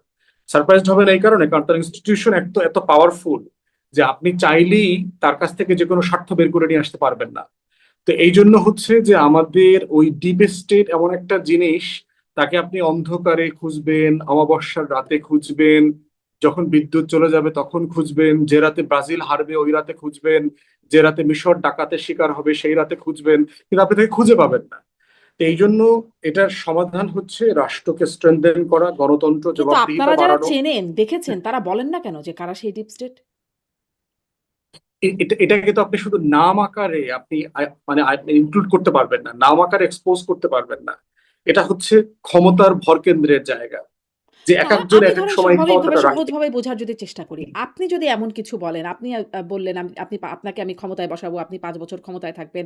এই কথাগুলো যদি আপনি বলেন, আমি তো আপনাকে চিনি যে আপনি এই কথাগুলো বলেছিলেন। ফলে যখন আমি ডিপ স্টেট বলব, আমি জানবো যে ডিপ স্টেটের মধ্যে আপনি আছেন। মানে এটা তো একটা স্বাভাবিকভাবে চেনা জানার উপায়। তো আপনারা কেন সেটি নাম আকারে বুঝতে পারেন না, চিনতে পারেন না? বা আমি বলছি আসিফ মাহমুদরা পারছেন না? অবশ্যই চিনতে পারতেছে, অবশ্যই নাম জানে তার, সে কোথায় বিলং করে সেটা জানে। কিন্তু প্রশ্ন হচ্ছে, মানে এটা তো একটা কনফিডেন্সিয়াল ডিসকাশন, আপনি তো এটা আসলে বলতে পারেন কিনা পাবলিকলি। হুম, তো সেই জায়গায় আপনি চিন্তা করে দেখেন, এই যে আমি পড়তেছিলাম ট্রাম্প অ্যাডমিনিস্ট্রেশনের অনেকেই এখন সিভি পাঠাচ্ছে তাদের চাকরি তো খুবই তাড়াতাড়ি শেষ হয়ে যাবে আর কি। এখন তারা বিভিন্ন ইনস্টিটিউশন, ইউনিভার্সিটি, বিভিন্ন ফার্ম টার্মে, থিঙ্ক ট্যাঙ্কে সিভি পাঠাচ্ছে চাকরির জন্য। আগামী দিনগুলোতে তারা কি করবে? তো এই বাস্তবতা তো ক্ষমতার জায়গা থেকে মাথায় রেখে করতে হয়। আপনি তখন কি করবেন? মানে আপনি চাইলেই কি একটা জিনিস এক্সপোজ করতে পারবেন কিনা? আপনি ইমরান খানের কথা দেখেন চিন্তা করে, যে সেনা প্রধানকে চ্যালেঞ্জ করে তাকে আসলে এখন কি করতে হয়েছে? দেশের সবচেয়ে পপুলার পলিটিশিয়ান এবং পলিটিক্যাল পার্টি, সে এখন নাস্তানাবুদের শিকার হয়ে গেছে। আপনি পাকিস্তানকে দেখলে মাঝে মধ্যে বুঝে উঠতে পারবেন না এই সরকারটা কি ফিল্ড মার্শাল আসিম মনির চালায় না শাহবাজ শরীফ চালায়, কে আসলে ইনচার্জ। মাঝে মধ্যে মনে হয় যার হাতে লাঠি সেই আসলে চালায়। আপনি দেখবেন যে সেনাপ্রধান মাঝে মধ্যে একটা লাঠি নিয়ে নিয়ে হাঁটে। সব দেশের এই সেনাপ্রধানদের হাতে দেখবেন মাঝে মধ্যে একটা লাঠি আছে। এর মাঝে মধ্যে মধ্যে মনে হয় যে যার হাতে লাঠি সেই দেশ চালাচ্ছে। মানে এবং দেখবেন যে সারা দেশে দুনিয়ার নেগোসিয়েশন করে বেড়াচ্ছে। ইরান ইস্যু নিয়ে ডিল করলো, এখন ট্রাম্প তাকে লিবিয়াতে পাঠিয়েছে। লিবিয়াতে দেখবেন যে ওখানকার রেবেল লিডারের সাথে মিটিং হচ্ছে। তো এখন প্রশ্ন হচ্ছে আপনি এক্সপোজ করে দিয়ে আপনি সার্ভাইভ করতে পারবেন কিনা, আপনার সেই জায়গাটাও মাথায় রাখতে হবে। এই জন্য হচ্ছে যে ওইটা আলোচনা না করে হচ্ছে আমাদেরকে তর্কটা তুলতে হবে, ট্রান্সপারেন্সির তর্ক, গণতন্ত্রের তর্ক, তাকে জবাবদিহিতার তর্ক। এবং এইটা যদি গণমাধ্যমের মাধ্যমে আমরা রেগুলার করতে পারি তাহলে দেখবেন যত বেশি প্রতিষ্ঠান শক্তিশালী হবে, জবাবদিহিতা বাড়বে, তত বেশি এই প্রশ্ন সন্দেহের জায়গাটা কমে যাবে। জি, খুবই মানে ভয়ঙ্কর কথা। ডিপ স্টেটকে এক্সপোজ করলেও সারভাইভ করা ঝামেলা। ফলে ডিপ স্টেট আমাদের দিয়ে কত কিছু করিয়ে নিতে পারে। যেহেতু এক্সপোজ করলেই এত ঝামেলা, না করলে আরো কত ঝামেলা। আমাকে তো অনেকে বলেছে আপনার সাথে ডিপ স্টেটের অনেক ভালো সম্পর্ক, দেশি এবং বিদেশি ডিপ স্টেটের সাথে। হ্যাঁ, সে কারা তারা? মানে সম্পর্কের কাদের সাথে সেটা একটু জানতে চাই তো। ওইটা তো আপনি ভালো বলতে পারবেন, কিন্তু আমি কারা তো কারা আপনার সাথে এটাই বুঝতে কথাবার্তা চাইছি যে বলেন। কে সেই ডিপ স্টেট, সেটা যদি বুঝতে পারতাম তাহলে না হয় আমি বলতাম আচ্ছা এরা। আমি তো ডিপ স্টেট বলতে কিছু বুঝি না। অনেক দেশি বিদেশি মানুষের সাথে তো সম্পর্ক কার না থাকে, সবারই থাকে দেশি বিদেশি। এখন তার ওই যে মধ্যে মাঝে কে মধ্যে ডিপ যাদের সাথে স্টেট? মাঝে মধ্যে যারা চা কফি খাওয়ায় টাওয়ায়, ফোনে কথাবার্তা বলে টলে, একটা দুইটা পরামর্শ দেয়, শুনতে ভাল লাগে, এরকম দেখবেন যে অনেকেই হয়তো এরকম ডিপ স্টেট তো হয়ে আছে এরকম পরামর্শ মাঝখানে। তো আপনিও দেন। আপনিও কি ডিপ স্টেট নাকি? বা না, দেশে আমি গেলে তো গরিব আপনিও চা মানুষ, খাওয়াতে দেন? আমি সাবলটার্ন আর কি, আমি তো সাবলটার্ন আর কি। না, তার মানে তাহলে তো আমি আসলে তান্ত্রিক বুঝলাম না। কিন্তু যে তান্ত্রিক বোঝেন, জনগোষ্ঠী। মানে আমি তো বুঝলাম না। কিন্তু যে বোঝেন যে আমাকে ডিপ স্টেট অফার করছে, সে তো নিশ্চিত, মানে আমার হয়তো আছে কিন্তু আমি বুঝলাম না তো যে কে ডিপ স্টেট। যে বোঝে সে কেন বলে না? আমার প্রশ্নটা এখানেই। আচ্ছা, ওইখানে কি আপনি বোঝেন? আসলেই কি আপনি মনে করেন আমাদের প্রধানমন্ত্রী এরকম নিরাপত্তা ঝুঁকিতে আছে যেটি কর্নেল ওলি বলছেন? অসম্ভব কিছু না, অসম্ভব কিছু না, কারণ বাংলাদেশে তো আপনার যে ধরনের সিচুয়েশনে বিএনপি ক্ষমতা এসছে এবং জিয়া পরিবারের যে ঝুঁকিগুলো আমরা দেখেছি ইতিমধ্যে এবং আগের সময়ে, এই ঝুঁকিটা তো কোনোভাবে ফেলনা না। বাংলাদেশে রয়ের অ্যাক্টিভিটিস তো ভেরি মানে মানে যেটা বলে শাটল আর কি, আপনার প্রচন্ড গভীরে এটার এটার মানে ছায়া তৈরি হয়ে গেছে। এবং গত সরকারের আমলে, আগের আমলগুলোতে আমরা দেখেছি দেশের দুইজন জনপ্রিয় প্রেসিডেন্ট তো এখানে অ্যাসিনেশনের শিকার হয়েছেন। আপনার শেখ হাসিনা মারার চেষ্টা যেমন হয়েছে, আবার খালেদা জিয়াকে বন্দি করে তাকে আপনার ধীরে ধীরে গ্র্যাজুয়ালি মৃত্যুর দিকে ঠেলে দেওয়া হয়েছে। এই কাজগুলো তো হয়েছে এখানে। অতএব কোনোভাবেই এটাকে ছোট করে হালকা করে দেখবার সুযোগ নাই। দ্বিতীয়ত হচ্ছে যে ভারত প্রচন্ড আইসোলেটেড হয়ে গেছে সারা দুনিয়াতে। আপনি, এটা তো লম্বা আলোচনা, ওইদিকে গেলে সময় লাগবে। তো এরকম একটা জায়গায় তার একমাত্র ভ্যাসেল স্টেট যদি বলেন ভারতের, তার যে ব্যাক এন্ডের, আমাদের ওই যে দিলীপ ঘোষ বললো না যে বাংলাদেশকে তো আমরা অন্য রাষ্ট্র মনে করি না, আমাদের অঙ্গ মনে করি। তো এরকম একটা রাষ্ট্রের নিয়ন্ত্রণ ক্ষমতা হারায় ফেলাটা সার্টেনলি ইন্ডিয়ার জন্য যথেষ্ট বিব্রতকর এবং ট্রমাটাইজিং। তো সেরকম একটা জায়গায় যদি সে কন্টিনিউয়াসলি দেখে যে তারেক রহমান চীনের সাথে সম্পর্ক তৈরি করছে, তুরস্ক পাকিস্তানের সাথে সামরিক এঙ্গেজমেন্ট বাড়াচ্ছে, তিস্তা প্রকল্প করবে চীনের ফান্ডিং এ অথবা পদ্মা ব্যারেজ করবে, সার্টেনলি তার নিরাপত্তা ঝুঁকি তো অনেক বেড়ে যাচ্ছে। এরপরে হচ্ছে আমেরিকান এলিমেন্ট আছে, তার স্বার্থ আপনি সংরক্ষণ করতে পারছেন কিনা সাফিসিয়েন্টলি, আপনি বেইজিং কে কতটুকু অ্যাক্সেস দিচ্ছেন, এই অ্যাক্সেস দেওয়ার মধ্য দিয়ে আপনি পশ্চিমাদের স্বার্থ লঙ্ঘিত হচ্ছে কিনা, সামরিক সরঞ্জাম কিনতে গিয়ে কি আপনি আমেরিকান বলয় থেকে বের হয়ে যাচ্ছেন কিনা। অতএব এখানে তো অনেকগুলো শক্তির একটা কম্পিটিং ব্যাটল গ্রাউন্ড আছে। অতএব সেই জায়গাতে যদি আপনি মানে ভালোভাবে খেলতে না পারেন, এর ভিতরে আছে হচ্ছে আপনার মানে গুপ্ত আওয়ামী লীগ, সামরিক বেসামরিক ব্যুরোক্রেসির ভিতরে, যারা দিন রাত সরকারকে ফেল করবার জন্য অবশ্যই চেষ্টা করবে তাদের সর্বোচ্চ শক্তি দিয়ে। আপনি কদিন আগে আপনি নিউজে দেখলাম যে আমাদের 5-6 জন ডিজিএফআই চিফ এখন ইন্ডিয়াতে। পালিয়েছে। হুম। 3 জন আপনার এখন কলকাতার যে মিলিটারি আবাসন আছে, ডিওএইচএস টাইপের বাসা যেগুলো, যেখানে সেনা কর্মকর্তারা থাকেন, সেখানে ইন্ডিয়ান প্রোটেকশনে বসবাস করছেন। তাদের সাথে হাসিনার রেগুলার যোগাযোগ হচ্ছে। ওইদিকে আবার দেখেন যে এস আলম মানে লন্ডনে এই একটা খবরগুলোর সোর্স গুলো কি মানে সঠিক সোর্স যে আসলেই এটা হচ্ছে? কারণ এটা আসলে আর কোনো গণমাধ্যমে দেখা যাচ্ছে না। একটা গণমাধ্যমে দেখা যাচ্ছে। আ এটা সোর্স আপনি কিভাবে কনফার্ম করবেন? জানি মানে না। যতটুকু আসছে, হুম। যতটুকু আসছে মানে এর বাইরে আপনি আর কিভাবে কনফার্ম করবেন? কাদের সাথে কথা মানে হয়েছে? তো মানে যদি সেই মেজর জেনারেলদের সাথে কথা হয়েছে যারাদের বিষয়ে বলা হচ্ছে বা যারা আসলে তাদেরকে আশ্রয় দিচ্ছেন, সেনানিবাসের কথা বলছেন। তাদের সাথে কারো সাথে কথা হচ্ছে যে তারা আসছে সেটা তো আপনার ওই রিপোর্টারকে, সেটা তো আপনাকে ওই রিপোর্টারকে ইন্টারভিউ করতে হবে। আমি তো আপনাকে শুধু রিপোর্ট পর্যন্ত রেফার করতে পারবো। এবং যেহেতু বাংলাদেশের সেনা কর্মকর্তাদের যারা পালিয়েছে একটা বড় অংশ ভারতে হুম, পালিয়েছে এবং হাসিনা ভারতে পালিয়েছে, সন্দেহ করবার তো যথেষ্ট অবকাশ আছে। তাদেরকে প্রোটেকশন দেওয়া, ভিসা ফ্রি করে তাদেরকে থাকা খাওয়ার বন্দোবস্ত করা। কলকাতায় দেখতে পাচ্ছেন আওয়ামী লীগের হাজার হাজার নেতাকর্মীরা হুম, বিভিন্ন জায়গায় ফ্ল্যাট কিনে, প্লট কিনে বা ভাড়া করে থাকতেছে, আড্ডাবাজি করতেছে, মিটিং করছে, অফিস নিয়েছে। তো এটা একটা একটা কম্বিনেশন তো আপনি ধারণা করতেই পারেন যে এরকম একটা কিছু হচ্ছে। তো সেরকম একটা রিয়েলিটিতে তারেক রহমানের সার্টেনলি তো ঝুঁকি আছে, কোনো সন্দেহ নাই তার ঝুঁকি আছে। এখন প্রশ্ন হচ্ছে, প্লাস হচ্ছে অলি আহমদ তো জিয়াউর রহমানের সাথে যুদ্ধ করেছেন, রাজনীতি করেছেন। তিনি জিয়া পরিবারকে যেমন চেনেন, বিএনপির নেতা কর্মীদের চরিত্র সম্পর্কে তার ভালো ধারণা আছে।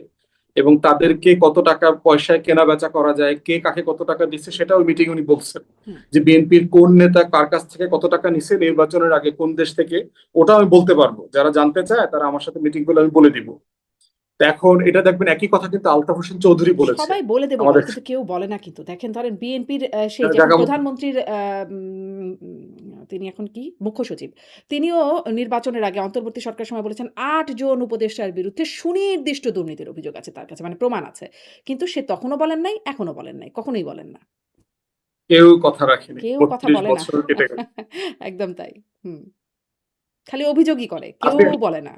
আপনি আপনি অলি আহমদ ভাইকে আপনি প্রয়োজনে আপনি আপনি গেস্ট করেন, আপনি ইনভাইট করেন, তার কথাগুলোর সম্পর্কে তাকে জানতে চান যে আপনি দেশের স্বার্থে, জাতির স্বার্থে আরো খোলাসা করে বলেন।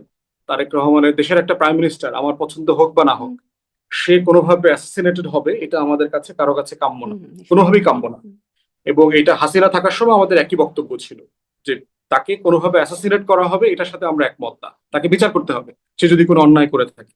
অতএব সে জায়গায় অলি আহমদকে আপনি জিজ্ঞেস করেন যে আপনি দেশের সাথে কথা বলেন, আপনার তো আর হারানোর কিছু নাই, আপনার বয়স হয়ে গেছে, আপনি জীবনে এই দেশ থেকে অনেক কিছু পেয়েছেন, হুম। যুদ্ধ, খেতাব, এমপি, মন্ত্রিত্ব, আপনার তো আর কিছু নাই হারানোর। অতএব দেশের জন্য আপনি সত্য কথা বলে যান। জি, ভালো আলতাফ পরামর্শ হোসেন আবারও একটা চৌধুরী নিশ্চয়ই দেখবেন, আমি চেষ্টা করব এবং তাকেও পেতে। সাবেক স্বরাষ্ট্রমন্ত্রী হ্যাঁ। উনি একই কথা বলেছেন। ওনাকে জিজ্ঞেস করা দরকার যে কারা কারা বিএনপির ভিতরে রয়ের এজেন্ট আছে, রেগুলার যোগাযোগ করতেছে, টাকা পয়সা নিচ্ছে, খবর পাচার করতেছে, নিরাপত্তা ঝুঁকি তৈরি করতেছে, সেগুলো আমরা জানতে চাই। তাহলে আমরাও প্রতিবাদ করতে পারবো, আমরা কথা বলতে আবার পারবো এগুলো অনেকে নিয়ে। বলেন বিএনপির ভিতরে জামাতেরও এজেন্ট আছে। মানে অনেক গুপ্ত অবস্থায় আছেন জামাতের লোকজন। জামাতের এজেন্ট থাকলে ধরেন সে তো আর প্রধানমন্ত্রীকে, তারেক রহমানকে খুন করার চেষ্টা করবে না। সে সর্বোচ্চ হয়তো একটা দুইটা পদে টদে থাকার চেষ্টা করতে পারবে। জামাত এজেন্ট থেকে কি করতে পারবে? হয়তো সে একটা আমলা হইতে চেষ্টা করবে, একটু ডিসিএসপি হইতে চেষ্টা করবে, না সে একটা তো ভালো প্রমোশন টমোশন পাওয়ার ব্যক্তিগত চেষ্টা করবে। অ্যাচিভমেন্ট না নিয়েও সে তো অন্যভাবেও কোনো অ্যাচিভমেন্ট চাইতে পারে। ক্ষমতা আর চাইতে কি পারে। অ্যাচিভমেন্ট করবে? আর কি ক্ষমতা চাইবে? মানে ধরেন আমি জাস্ট বলছি হাইপোথেটিক্যালি সে জামাতের ক্ষমতা না, চাইতে পারে যে প্র্যাকটিক্যালি জামাত নাই, মানে ক্যাপাসিটি, হুম, ক্যাপাসিটির জায়গা থাকতে হবে তো। যেমন ধরেন আমি যেখানে থাকি, আমি আপনার সর্বোচ্চ কি ক্ষতি করতে পারবো? আমি ফেসবুকে আপনার সম্পর্কে একটা বাজে স্ট্যাটাস দিতে পারবো। হুম, এর বাইরে আসলে আমি আপনার কোনো ক্ষতি করার সামর্থ্য রাখি? এই জন্য হচ্ছে মানে তার তার অবস্থান মোতাবেক বুঝতে হবে তার আসলে ক্ষতি করার সক্ষমতা কতটুকু। তারেক রহমানের ক্ষতি করতে পারবে যারা, যে মানুষগুলো প্রতিদিন সকাল থেকে সন্ধ্যা পর্যন্ত তার চারপাশে থাকে, হুম, সে মানুষগুলো তার ক্ষতি বেশি করতে পারবে। এবং ওই অলি ভাই এর আগেও জিয়াউর রহমানকে একই কথা বলেছেন যে আমি ওনাকে সতর্ক করেছিলাম, এটা করবেন না, ওইটা করবেন না, চিটাগং এ যায়েন না, ওখানে ঘুমাবেন না, কিন্তু উনি আমাদের কথা শোনেন নাই। কিন্তু এই কথাগুলো উনি বলেছেন একই রকম হয়তো একটা পিতৃস্বরূপ হুম। পরামর্শ দিয়েছেন, বাবার সাথে রাজনীতি করেছেন, মায়ের সাথে রাজনীতি করেছেন। জি, সেই একই সেমিনারে আপনিও ছিলেন সেখানে। সেখানে জামায়াতের আমির তিনি বলছেন মাননীয় বিরোধী দলীয় নেতা যে সে নির্বাচনের ষড়যন্ত্র। যেটি একটা পুরনো কথা। ইঞ্জিনিয়ারিং বলে এতদিন শুনেছি। এখন তিনি বলছেন নির্বাচনের ষড়যন্ত্র করে জামাত সহ ১১ দলকে হারানো হয়েছে এবং এই ষড়যন্ত্রের শরিক অন্তর্বর্তী সরকার। মানে ব্যাপারটা কি ষড়যন্ত্র করে জামাতকে হারানো হয়েছে মানে ষড়যন্ত্র না করলে জামাত জিতে যেত? বা ১১ দলীয় জোট? দেখেন, আমার মনে হয় নির্বাচনে তো একটা ডিসস্যাটিসফ্যাকশন আছে কিছু কিছু জায়গায়। আমরা বিভিন্ন আসনে তো দেখেছি যে একটা ইররেগুলারিটিস আছে। যেহেতু আমি নির্বাচন করেছি, ইররেগুলারিটিস মাত্রাও আমি দেখেছি নিজে সচক্ষে। এখন প্রশ্ন হচ্ছে যে এই যে অনিয়মগুলো হয়েছে, এটাকে একটা সাফিসিয়েন্টলি এই কনক্লুশনে আসা যাবে কিনা যে এই অনিয়মগুলো না হলে এই জোট জিতে যেত, ক্ষমতায় চলে যেত। মানে এই কনক্লুশন তো আপনি অঙ্কের মতো করে মেলাতে পারবেন না, এবং এটা এমন জিনিস যেটা আপনি সাফিসিয়েন্টলি প্রমাণও করতে পারবেন না। এবং এমন অনেক জিনিস আছে, যেমন ওই যে ডিপ স্টেটের কথা বললেন না, আপনি হয়তো আপনি হয়তো সোফাতে বসে আলোচনা করতে পারবেন যে আসলে কোথায় কি হয়েছে, কিন্তু এটা আপনি কখনো প্রমাণ করতে পারবেন না। তো এই জন্য হচ্ছে যে নির্বাচনের 4-5 মাস পরে এই কথাগুলো তুললে যেটা হবে, এইটা আপনি আগে বলেন নাই কেন? যেমন আজকে মান্না ভাই, আমাদের পার্টির যে প্রোগ্রাম ছিল আজকে, আপনি হয়তো দেখেছেন, সেখানে মাহমুদুর রহমান মান্না ভাই প্রশ্নটা তুলেছে। হুম। 5 মাস পরে কেন আপনি এটা রেজ না, করছেন? সে ৫ মাস আগে আপনি থেকেই এটা বলছেন তো নির্বাচন ইঞ্জিনিয়ারিং, আপনি ইঞ্জিনিয়ারিং হ্যাঁ, কথাটা তাহলে কই আপনি পুরনো হলো অ্যাকশনে সেটা। গেলেন না কেন? আপনি এটাকে কোনো ওই অ্যাকশনে যে তিনি গেলেন না বলছেন কেন? যে আপনি তখন মানে তারা রিভল্ট করলে দেশ খুব অস্থিতিশীল হয়ে যেত, ফলে দায়িত্বশীল ভূমিকায় তারা এই কাজটা করেছেন, মানে মেনে তো নিচ্ছেন। যেহেতু মেনে নিয়েছেন, এখন কি এখন মুখ বন্ধ করে থাকেন? মানে যেটা আপনি হুম। অপরাধ আকারে মানে ক্ষমা করে দিয়েছেন, কাইন্ড অফ, যেটা আপনি ক্ষমা করে দিয়েছেন, ওটা আর আর বলে কি লাভ? কিন্তু মানে ধরেন আপনি ওই যে যেমন বলছিলেন যে আপনার কথা বলার সুযোগ হচ্ছে ইভেন মার্কিন চুক্তি সহ বিভিন্ন জায়গায় অন্তর্বর্তী সরকারের ভেতরেও আপনি চাইলে কথা বলেছেন। তো এখানেও আপনারা কেন কথা বলেন না যে কেন তারা এটা করল? শুধুমাত্র অভিযোগ বা দায় দেওয়া, তাদেরকে কিচেন ক্যাবিনেট কারা সেটাও নিশ্চয়ই আপনারা জানেন, কারা আসলে নানান রকম সিদ্ধান্ত নিত। ফলে তাদের সাথে কথা বলা যে তারা কেন এটি করল বা হতে দিল, এরকম যদি ষড়যন্ত্র ইঞ্জিনিয়ারিং থেকেই থাকে তো? না, ওইটা আমি ইঞ্জিনিয়ারিং লেভেলে যাব না। একটা বিষয় হচ্ছে যে বিএনপি ছাড়া আসলে অন্য কারো ক্ষমতায় আসার সক্ষমতাও ছিল না। আপনার জামাত সহ সব দল মিলে সাফিসিয়েন্টলি যে রাজনৈতিক প্রার্থী দেওয়া, বিভিন্ন আসনে তার যে নির্বাচন করে জিতে আসার সক্ষমতাটা আসলে এই লেভেলে নাই। এটা আমি মনে করি না আর কি। আমি ধারণা করি যে আপনার সিটের কিছু কম বেশ হতো, কিন্তু মানে আমার সারা দেশে যে অনিয়মের ঘটনা আমি যেগুলো জানি, কিন্তু বিএনপি ক্ষমতায় আসতো না এমনটা আমি মনে করি না। হুম। কিন্তু সিট কমে যেত, হয়তো ধরেন 170-80-তে চলে যেত। এইটা মানে 200 তো পার হওয়ার কোনো কারণ দেখি না। তো এই জন্য আমার মনে হয় যে কোথায় কোথায় অনিয়ম হয়েছে সেই বিষয়গুলো রেইজ করে ইনস্টিটিউশনাল রিফর্মের আলাপটা তোলা দরকার। তা না হলে যেটা হবে, আপনি যদি শুধু ষড়যন্ত্র হয়েছে, ইঞ্জিনিয়ারিং হয়েছে, এখানে সীমাবদ্ধ থাকেন, তাহলে আগামী নির্বাচনেও তো আপনি একই একই সিচুয়েশনটাকে ফেস করতে হবে। এখন আমি বিরোধী দলের কর্মী হিসাবে আমি যেটা দেখি, কোথায় কোথায় ইঞ্জিনিয়ারিং হয়েছে আমাদের আইডেন্টিফাই করা দরকার, এবং সেগুলোর মানে ভয়েড গুলো ফিল করার জন্য কি করা দরকার, আইন করা দরকার, ইনস্টিটিউশন রিফর্ম করা দরকার, কোন কোন কাজগুলো করা দরকার, সেগুলো নিয়ে আমাদের এখন কথা বলা দরকার। অ্যাকশন প্ল্যানে যাওয়া দরকার, নির্বাচন কমিশনকে প্রেশার ক্রিয়েট করা দরকার, সরকারকে প্রেশার ক্রিয়েট করা দরকার, যেন আগামী কোনো নির্বাচনগুলোতে এগুলো না হয়, স্থানীয় সরকার নির্বাচনে যেন এগুলো না হয়। হুম। তাহলে হচ্ছে তখন আপনি বুঝতে পারবেন যে আসলে আমাদের জনসমর্থনের বাস্তবতাটা কি। মানে এই স্থানীয় সরকার নির্বাচন বলার সাথে, সাথে মনে হলো যে স্থানীয় সরকার নির্বাচনে আওয়ামী লীগের যারা মানে অংশগ্রহণ করবারও সুযোগ থাকবে। দেখো যেহেতু এখানে দলীয় প্রতীক হচ্ছে না, ফলে আ নৌকার কোনো প্রতীক তো আর থাকবে না। ফলে আওয়ামী লীগের যারা আছে তারাও অংশগ্রহণ করতে পারবেন। এটা ডাক্তার জাহিদ বলেছিলেন।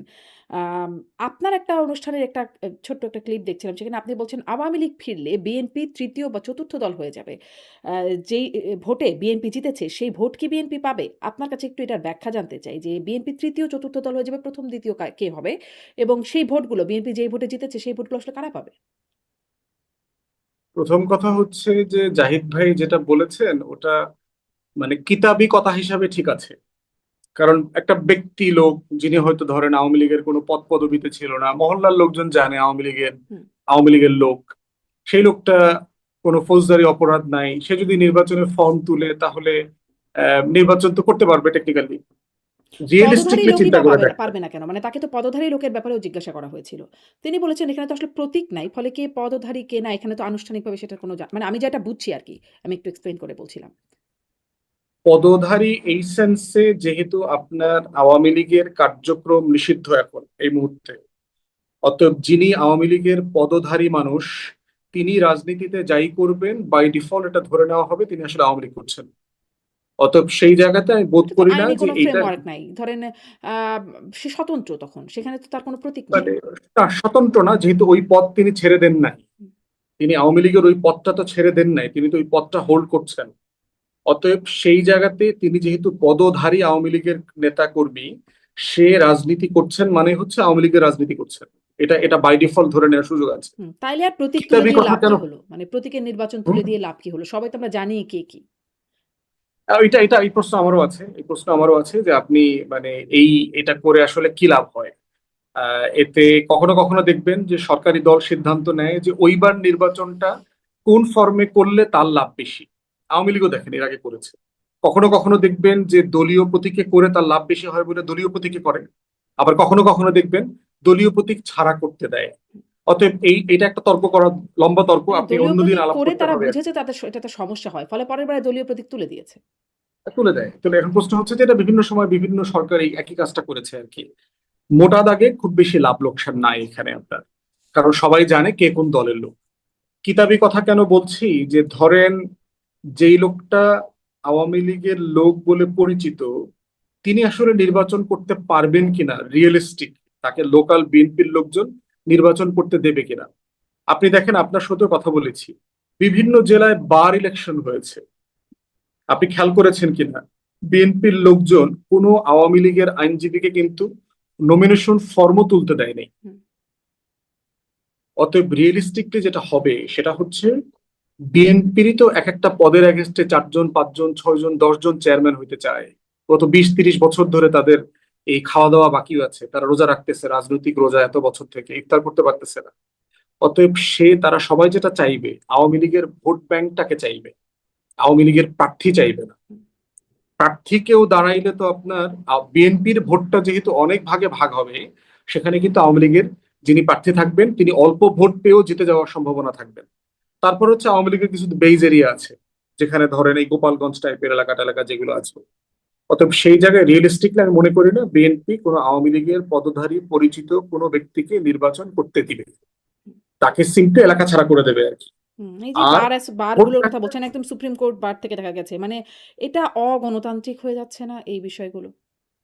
এটা আওয়ামী লীগ প্রশ্ন রিজলভ করার আগ পর্যন্ত এটার কোনো সমাধান নাই। আওয়ামী লীগ প্রশ্ন তো মানে রাজনৈতিক আওয়ামী ভাবে লীগের নাম এবং গন্ধ বিচারিক। থাকলেই তাকে আর কিছুই করতে দেওয়া হবে না। তার মানে মানে মানবাধিকার যদি বলি বা এটা নাগরিকত্ব পাবে এটা না। এটা বাস্তবে তো এখন পর্যন্ত তাই, কারণ হচ্ছে যে আওয়ামী লীগ এখনো রিগ্রেট করে নাই। আওয়ামী লীগের সেক্রেটারি গত 2-3 দিন আগে দেখেছেন রক্তের বদলে রক্ত, খুনের বদলে খুন, চোখের বদলে চোখ, এগুলোর কথা বলেছে। তো যে পার্টির সেক্রেটারি একটা গণহত্যা হয়ে যাওয়ার 2 বছর পরেও যার ভাষায়, তার ল্যাঙ্গুয়েজে কোনো ন্যূনতম রিকনসিলিয়েশন নাই, রিগ্রেট নাই, তাকে আপনি স্পেস কিভাবে দেবেন?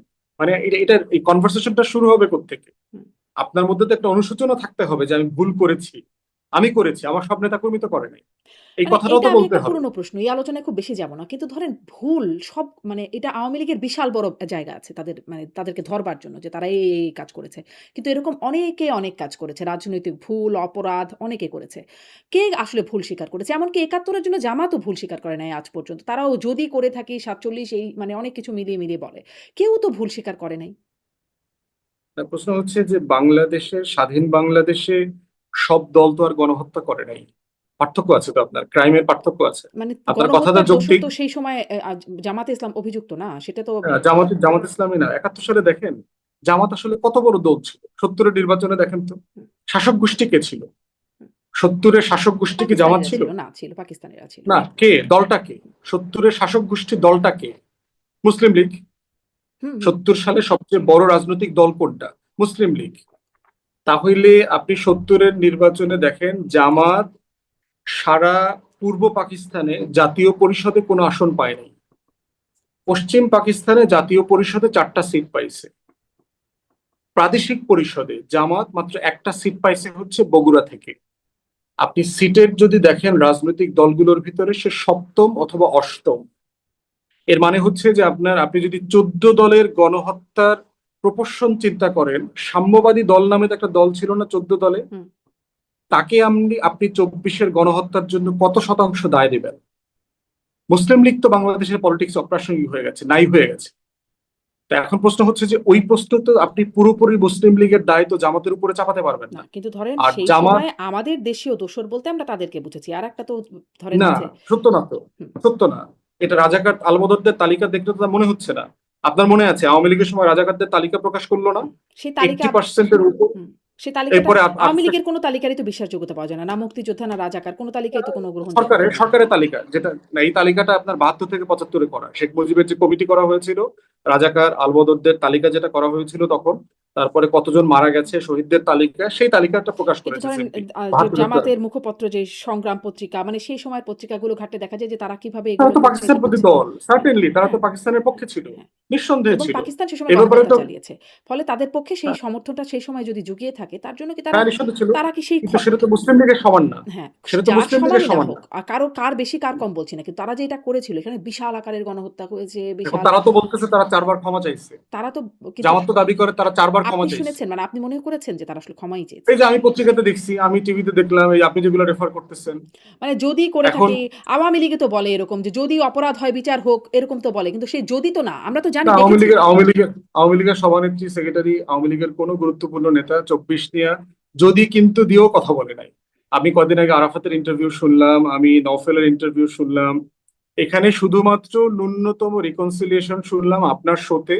রাশেক রহমান নামে একজন আওয়ামী লীগের এমপি ছিলেন, তিনি একটু রিকনসিলিয়েটরি কথাবার্তা এমপি ছিলেন বলেছেন। না, হ্যাঁ। এছাড়া আওয়ামী লীগের টপ লিডারশিপের কেউ ন্যূনতম মানে অনুশোচনা, মানে সরি বলা, দেশে বিদেশে যারা আছে একদম মাঠ না, পর্যায়ের তারা কর্মী বলেন তো, পর্যন্ত আমার কেউ অনুষ্ঠানে করে নাই। ওবায়দুল কাদের বলেছেন, যদি ভুল হয়ে থাকে আমরা দেশের মানুষের কাছে গিয়ে ক্ষমা চাইবো। আপনার অনুষ্ঠানে কেন বলবো? আমরা দেশের মানুষের কাছে গিয়ে ক্ষমা চাইবো। মানে এরকম করে তিনি ওই সময় বলেছিলেন।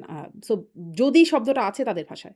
এখন এখন পরশু দিনের বক্তব্যের পরে আপনার এই বক্তব্য তো এক্সপান্স হয়ে গেছে, আপনার এই বক্তব্য তো আর থাকে না, যখন তিনি বলেন যে লাশের বদলে লাশ। এখন প্রশ্ন হচ্ছে, আপনার আগের টপিকে যাই, সেটা হচ্ছে যে আপনি এই যে স্থানীয় নির্বাচন কাঠামোতে যেটা আছে, আমি প্র্যাকটিক্যালি মনে করছি না যে বিএনপি আওয়ামী লীগের নেতাদেরকে অথবা কোনো পরিচিত মুখকে নির্বাচন করতে দেবে। কারণ বিএনপির ইন্টারনাল কোন্দলই আমি ধারণা করছি ব্যাপক মাত্রায় সংঘর্ষ হবে, সহিংসতা হবে, শত শত লাশ পড়বে সারা দেশে বিএনপি, এবং বিএনপি এটা হ্যান্ডেল করতে পারবে না, ইতিমধ্যে তার লক্ষণ আমরা দেখতে পাচ্ছি। অতএব সেই জায়গায় আমি কোনো সম্ভাবনা দেখতে পাচ্ছি না যেখানে আওয়ামী লীগ কোনো স্পেস পাবে। কিন্তু ওইটা বলবেন যে বিএনপি তৃতীয় চতুর্থ দল হয়ে যাবে আওয়ামী লীগ ফিরলে, তাহলে প্রথম দ্বিতীয় কি হবে? আচ্ছা, রাইট। না, প্রশ্ন হচ্ছে, দেখেন যে বিএনপি কিছু কিছু আচরণ করতেছে যেটা তার জাতীয়তাবাদী রাজনীতির সাথে যায় না। যেমন দেখবেন যে বিএনপির মুখে 71 মুক্তিযুদ্ধ, এই বক্তব্য কিন্তু আমরা কোনো সময় এত পরিমাণে শুনি নাই, হুম। যেটা গত 2 বছর ধরে শুনেছি। বিএনপি মুক্তিযুদ্ধের চেতনা নিয়ে কথা বলা, এই মুক্তিযোদ্ধাদেরকে নিয়ে কথা বলা, এগুলো আমরা শুনতাম না, কিন্তু মুক্তিযুদ্ধের সংখ্যা কিন্তু আসলে বিএনপিতে বেশি। 72-এর সংবিধান নিয়ে জীবনে কোনোদিন আমরা বিএনপির কাছ থেকে কোনো বক্তব্য শুনি নাই, বরং উল্টাটা শুনছি। খালেদা জিয়া, তারেক রহমানের বিখ্যাত বক্তব্য আছে, এটা ফালায় দিতে হবে, এটাই হইছে সেই হইছে, বদলায় দিতে হবে, এগুলো বলছে। রবীন্দ্রনাথ ঠাকুরের উদযাপন দেখেন এইবার বিএনপি যে পরিমাণ আয়োজন করেছে। কারণ বাংলাদেশে ধরে নেওয়া হয় রবীন্দ্রনাথ ঠাকুরকে যেভাবে এক্সাম্পলিফাই করা হয়, এটা বামরা করে, আওয়ামী লীগ করে, বিএনপি করে না এটা। কিন্তু এইবার দেখবেন বিএনপি দল আকারে এবং সরকার আকারে ব্যাপকভাবে রবীন্দ্রনাথ ঠাকুরকে সেলিব্রেট করেছে। এগুলো হচ্ছে সিম্বলিক। এখন প্রশ্ন হচ্ছে, আওয়ামী লীগের দোকানের পণ্য আমি বিএনপির দোকান থেকে কেন কিনবো? কুমিল্লার যেটা অরিজিনাল মাতৃভান্ডার, আপনি যদি রসমালাই কুমিল্লা থেকে কিনতে চান, আপনি অরিজিনাল মাতৃভান্ডার থেকেই তো ওই রসমালাইটা কিনবেন। তো বিএনপি যেই জিনিসগুলো বিক্রি করবার চেষ্টা করছে সুশীল সমাজের কাছে, প্রগতিশীলদের কাছে, মাইনরিটিদের কাছে, এই পণ্য ওই লোকগুলো বিএনপির দোকান থেকে তো কিনবে না, সে তো আওয়ামী লীগ থেকে কিনবে এই পণ্য। হুম। সে তার মূল কিন্তু দোকান আওয়ামী খোলার লীগকে তো অপেক্ষায় অন্য থাকবে। কারণে তারা যদি বয়কট করে, তাহলে কোথাতে তারা কি পণ্যহীন হয়ে যাবে? তারা কি তাদের কিছুই তারা থাকবে না, জায়গা থাকবে না? মানে সেই প্রগতিশীল মাইনরিটি, সুশীল সমাজ, তাদের কোনো জায়গা থাকবে না? না, জায়গা হচ্ছে এই যে আপনার মানে বাই ডিফল্ট তারা বিএনপি কে ভোট দিয়েছে না এবার, হুম। এই বক্তব্যগুলোর টার্গেট অডিয়েন্স কারা? আওয়ামী লীগের লোকজনকেই তো টার্গেট করে এই বক্তব্যগুলো দিয়েছে। তা না হলে আপনি দেখেন, আমরা দেখলাম 40+ সিটে বিএনপি জিতেছে, যেখানে বিএনপি কোনোদিনই জেতে নাই, এবার প্রথমবার তারা জিতলো। এই যে ধরেন আওয়ামী লীগের বেইজ এরিয়া যেগুলো আছে, মাদারীপুর, শরীয়তপুর, ফরিদপুর, গোপালগঞ্জ, পার্বত্য চট্টগ্রামের বিভিন্ন এলাকাতে, এবং ইকুয়ালি দেখবেন ওই সিটগুলোতে আপনার না ভোট জিতেছে। তাহলে বিএনপি জিতেছে আবার না ভোট জিতেছে, এটা হচ্ছে একটা কন্ট্রাডিক্টরি পজিশন, এটা হতে পারে না। আবার ইকুয়ালি দেখলাম মাইনরিটি যেখানে ডমিনেন্ট, এরকম ধরেন 40%, 35%, 47% মাইনরিটি আছে, এই সিটগুলোতে কখনো বিএনপি জেতে না, কিন্তু এইবার দেখলাম ধানের শীষ জিতেছে, আবার না ভোট জিতেছে। অতএব সেই জায়গাতে যদি অরিজিনাল দোকানটা, অরিজিনাল মাতৃভান্ডারের দোকান খুলে যায়, তাহলে এই মানুষগুলো তো আর বিএনপির ধানের শীষে ভোট দেবে না। তখন কি হবে? তখন আপনি উল্টা দিকটা আবার চিন্তা করেন, যেই জাতীয়তাবাদী মানুষ যারা দিল্লির এগেনস্টে প্রো জাতীয়তাবাদী মূল্যবোধপন্থী মানুষ, তারা যারা ঐতিহাসিকভাবে জিয়ার রাজনীতিকে পছন্দ করে, বিএনপিকে ভোট দিয়েছে, সেই মানুষগুলো দেখবে যে এই দলটা, এই মাতৃভান্ডারটা আসলে আমার মাতৃভান্ডার না। তাহলে বিএনপির অবস্থা হবে যে শহীদ জিয়ার রাজনীতি যারা করেন তারা দেখবে যে এই বিএনপি আমার মাতৃভান্ডার না। আবার আওয়ামী লীগের ভক্তরা দেখবে আরে আমার অরিজিনাল মাতৃভান্ডারের দোকান তো খুলে গেছে। তখন বর্তমান বিএনপির অবস্থাটা কি হবে? হুম। আমার প্রশ্নটা সে এটা তো তাহলে আসলে তারা তৃতীয় চতুর্থ যায়, প্রথম আর দ্বিতীয় কে হবে? নতুন রাজনৈতিক দল এখানে তৈরি হবে, কোথায় যারা সেটা? ওই মূল্যবোধের রাজনীতির ধর। আপনি কি এনসিপির কথা 2 বছর 3 বছর আগে ভেবেছেন এনসিপি নামে একটা রাজনৈতিক দল হবে যারা গণ অভ্যুত্থানের নেতৃত্ব দিয়েছে, দেশ ওলট পালট করে দিয়েছে? হুম, আপনি কি 16-17 সালে ভেবেছেন নুরু, কোটা অধিকার আন্দোলন, গণ অধিকার পরিষদ নামে এইসব দল হবে? ভাবেন নাই তো। যেটা হবে রাজনৈতিক ভয়েডের মধ্য দিয়ে যেটা তাহলে হবে, আপনার মনে হয় রাজনৈতিক যে প্রথম শূন্যতা দ্বিতীয় পূরণ করবে। এনসিপি বা নুরুর দল এরকম কোন দল হবে? এটা ওই ওই ওই যে ফাঁকা জায়গাটা, ওই যে বাংলাদেশপন্থী জাতীয়তাবাদী রাজনীতির যে ফাঁকা জায়গাটা, সেই জায়গাটাতে যিনি মাল মশলা দিতে পারবেন, যিনি রাজনৈতিক প্রস্তাবনা জাতিকে দিতে পারবেন, তারা তখন ওই জায়গার সাপোর্ট বেসটা তারা পাবেন। এটা খুব সিম্পল জিনিস। এর বাইরে তার কোনো অপশন নাই তো আপনার। হুম। আর আওয়ামী লীগ ফিরলে এসব ঘটনা হবে। আওয়ামী লীগ ফিরলে আওয়ামী লীগের কি হবে? আওয়ামী লীগের যে ভোট বেস এর কথা বলছেন আপনি। আ আওয়ামী লীগ ফিরবে টিরবে না পাই, আর লম্বা আলোচনা, মানে আচ্ছা। ওই আলোচনাতে আর ফিরবে যায় টিরবে লাভ না, নাই। এখানে তাহলে আওয়ামী লীগ একটুখানি ফিরছে না। জিজ্ঞাসাই করি তাহলে। যেহেতু মানে শেখ হাসিনা তো ঘোষণা দিচ্ছেন এই বছরের মধ্যেই নাকি তিনি ফিরবেন। আ কিন্তু আবার আরেকটা বক্তব্যে দেখলাম বলছেন যে তার পাসপোর্ট দিচ্ছে না। তাকে তিনি ফিরবেন কি করে? তাকে যেভাবে সামরিক বিমানে করে পাঠানো হয়েছে তাকে সেভাবেই ফিরিয়ে নেয়া হোক। এরকম করে বলছেন যে তিনি এখন ফিরতে চান। মানে সেক্ষেত্রে আপনার কি মনে হয়? আপনি আইনজীবীও বটে। প্রক্রিয়াটা কি তাকে ফেরানোর? যদি ফেরাতে চাওয়াই হয় তাহলে প্রক্রিয়াটা কি? প্রক্রিয়া তো দুইটা। একটা হচ্ছে ভারতের সাথে আমাদের এক্সট্রাডিশন ট্রিটি আছে। এক্সট্রাডিশন ট্রিটের অধীনে আপনি চাইবেন আসামি ইন্টারপোলের মাধ্যমে তো রেড অ্যালার্ট জারি আর সে করা যদি আছে। নিজেই আসতে চায়? আপনার হ্যাঁ, ওইটা হলো সেকেন্ড অপশন, আচ্ছা। যে আপনি ভলান্টারিলি রিটার্ন করবেন। হুম, দুইটা অপশন আছে, এই দুইটা অপশনের যে কোনো একটা দিয়ে করবেন। প্রশ্ন হচ্ছে হাসিনাও ফিরবে না, ভারতও হাসিনাকে ফিরতে দিবে না, কোনোটাই হচ্ছে না, হুম। প্র্যাকটিক্যালি হবে না এটা। এখন যখন অতএব কিন্তু সরকারের পক্ষ থেকে ধরেন তিনি যে বলছেন যে আমি ফিরতে চাই, এবছরই ফিরবো। কিন্তু তিনি বলছেন যে তার পাসপোর্ট দিচ্ছে না। সরকার কি এখন তাকে পাসপোর্ট দিয়ে তাকে ফেরার রাস্তা তৈরি করে দিতে পারে? সে কি পাসপোর্ট না থাকলে সে তো ট্রাভেল ডকুমেন্টের জন্য আবেদন করতে পারে হাই কমিশনে। দিল্লির বাংলাদেশ হাই কমিশনে আবেদন করুক না যে আমি ফিরতে চাই, পাবলিক স্টেটমেন্ট দেখ আমি ফিরতে চাই, আমি এই যে আবেদন করলাম ট্রাভেল ডকুমেন্টের জন্য। তারপর যদি বাংলাদেশ সরকার তাকে ট্রাভেল ডকুমেন্ট না দেয়, তাকে এন্টারটেইন করতে না চায়, কারণ সে বাংলাদেশি নাগরিক, শুধু বাংলাদেশে ফেরার তার শতভাগ রাইট আছে। এই অধিকার থেকে তো আপনি তাকে বঞ্চিত করতে পারবেন না, বিচার তো অন্য আলোচনা। হুম। মানে তাকে এখন প্রক্রিয়াটা হচ্ছে তাকে এখন ট্রাভেল ডকুমেন্টের জন্য আবেদন করতে হবে এবং তারপর ফেরার প্রক্রিয়া শুরু। আর যদি ভ্যালিড বাংলাদেশি পাসপোর্ট থাকে তিনি টিকিট করে চলে আসুক, প্রেস কনফারেন্স করলেই হবে যে আমার বাংলাদেশি পাসপোর্ট, আমি টিকিট করছি, পরশুদিন সকালে আমি ল্যান্ড করবো, আসুক। হুম। আচ্ছা স্পষ্ট। আপনি একটু মানে আপনি যেটি বলছিলেন একটু আগে সেটাতে আবার যাই যে আওয়ামী লীগ ফিরলে বা বিএনপি আওয়ামী লীগের দোকান খুলে বসছে, এই যে একটা বিষয় বলছিলেন। আ মানে আওয়ামী লীগ বিএনপিকে আসলে কি তারা মিলে যাচ্ছে? নাকি তাদের মিলিয়ে ফেলারও কোনো ন্যারেটিভ এর জায়গাও তৈরি হচ্ছে? মানে আমি এই কথাটা আরো শুনছিলাম, ধরেন আপনাদের জোট নেতা একজন আছেন রাশেদ প্রধান, তিনি বলছিলেন নৌকার শীষ। ধানের শীষ, নৌকা মিলে নৌকার শীষ বানিয়ে ফেলেছেন। আ তারপরে নাহিদ ইসলাম সেই হাতে বোমা বিস্ফোরণ হলো সাভারে। তার পরপরই সাথে বলে উঠলেন যে আওয়ামী লীগ বিএনপি সবাই মিলে আসুক দেখি কত শক্তি। মানে আওয়ামী লীগ বিএনপি মিলে এই আলোচনাগুলো হচ্ছে কেন? একটা একটা বিষয় দেখেন যে রিয়েলিস্টিকলি যিনি ফিরতে পারবেন না তার ভোট ব্যাংকটার কি হবে। দেখেন 71-এর আগে বাংলাদেশে মুসলিম লীগ তো সবচেয়ে বড় রাজনৈতিক দল ছিল। তাহলে মুসলিম লীগের ভোটাররা কোথায় গেল? তারা তো এই ভূখণ্ডের বাসিন্দা ছিলেন না। হুম। তারা যখন দেখলেন যে মুসলিম লীগ নামক দল এখন আর প্র্যাকটিক্যালি এই দেশে নাই, দেশ স্বাধীন হয়ে গেছে, তারা কি তাদের চয়েস গুলো পরিবর্তন করেন নাই, অন্য জায়গায় ভোট দেন নাই? তারা কি দল বদল করেন নাই, অন্য জায়গায় চলে গেছেন তো? তাহলে প্রশ্ন হচ্ছে যে আপনার এই কাজগুলো ঐতিহাসিকভাবে বারবার হয়েছে। দেখেন ডাকসুর এক্সাম্পল দেই। ডাকসুতে তো ছাত্রলীগের কোনো প্যানেল ছিল না। জগন্নাথ হলের ভোটের প্যাটার্নটা শুধু দেখেন। প্রথম কথা হচ্ছে জগন্নাথ হলের লোক যারা মাইনরিটি, আমরা ধরে নিই মোটা দাগে তারা আওয়ামী লীগের সমর্থক, বাংলাদেশের ঐতিহাসিক যে পরম্পরা। প্রশ্ন হচ্ছে সেখানে ভোট দেওয়া থেকে কি বিরত ছিল না? মেজরিটি ছেলেমেয়েরা ভোট ভোট দিয়েছে। ভোট দিয়েছে, কে জিতেছে? ছাত্র দলের ছেলেরা জিতেছে।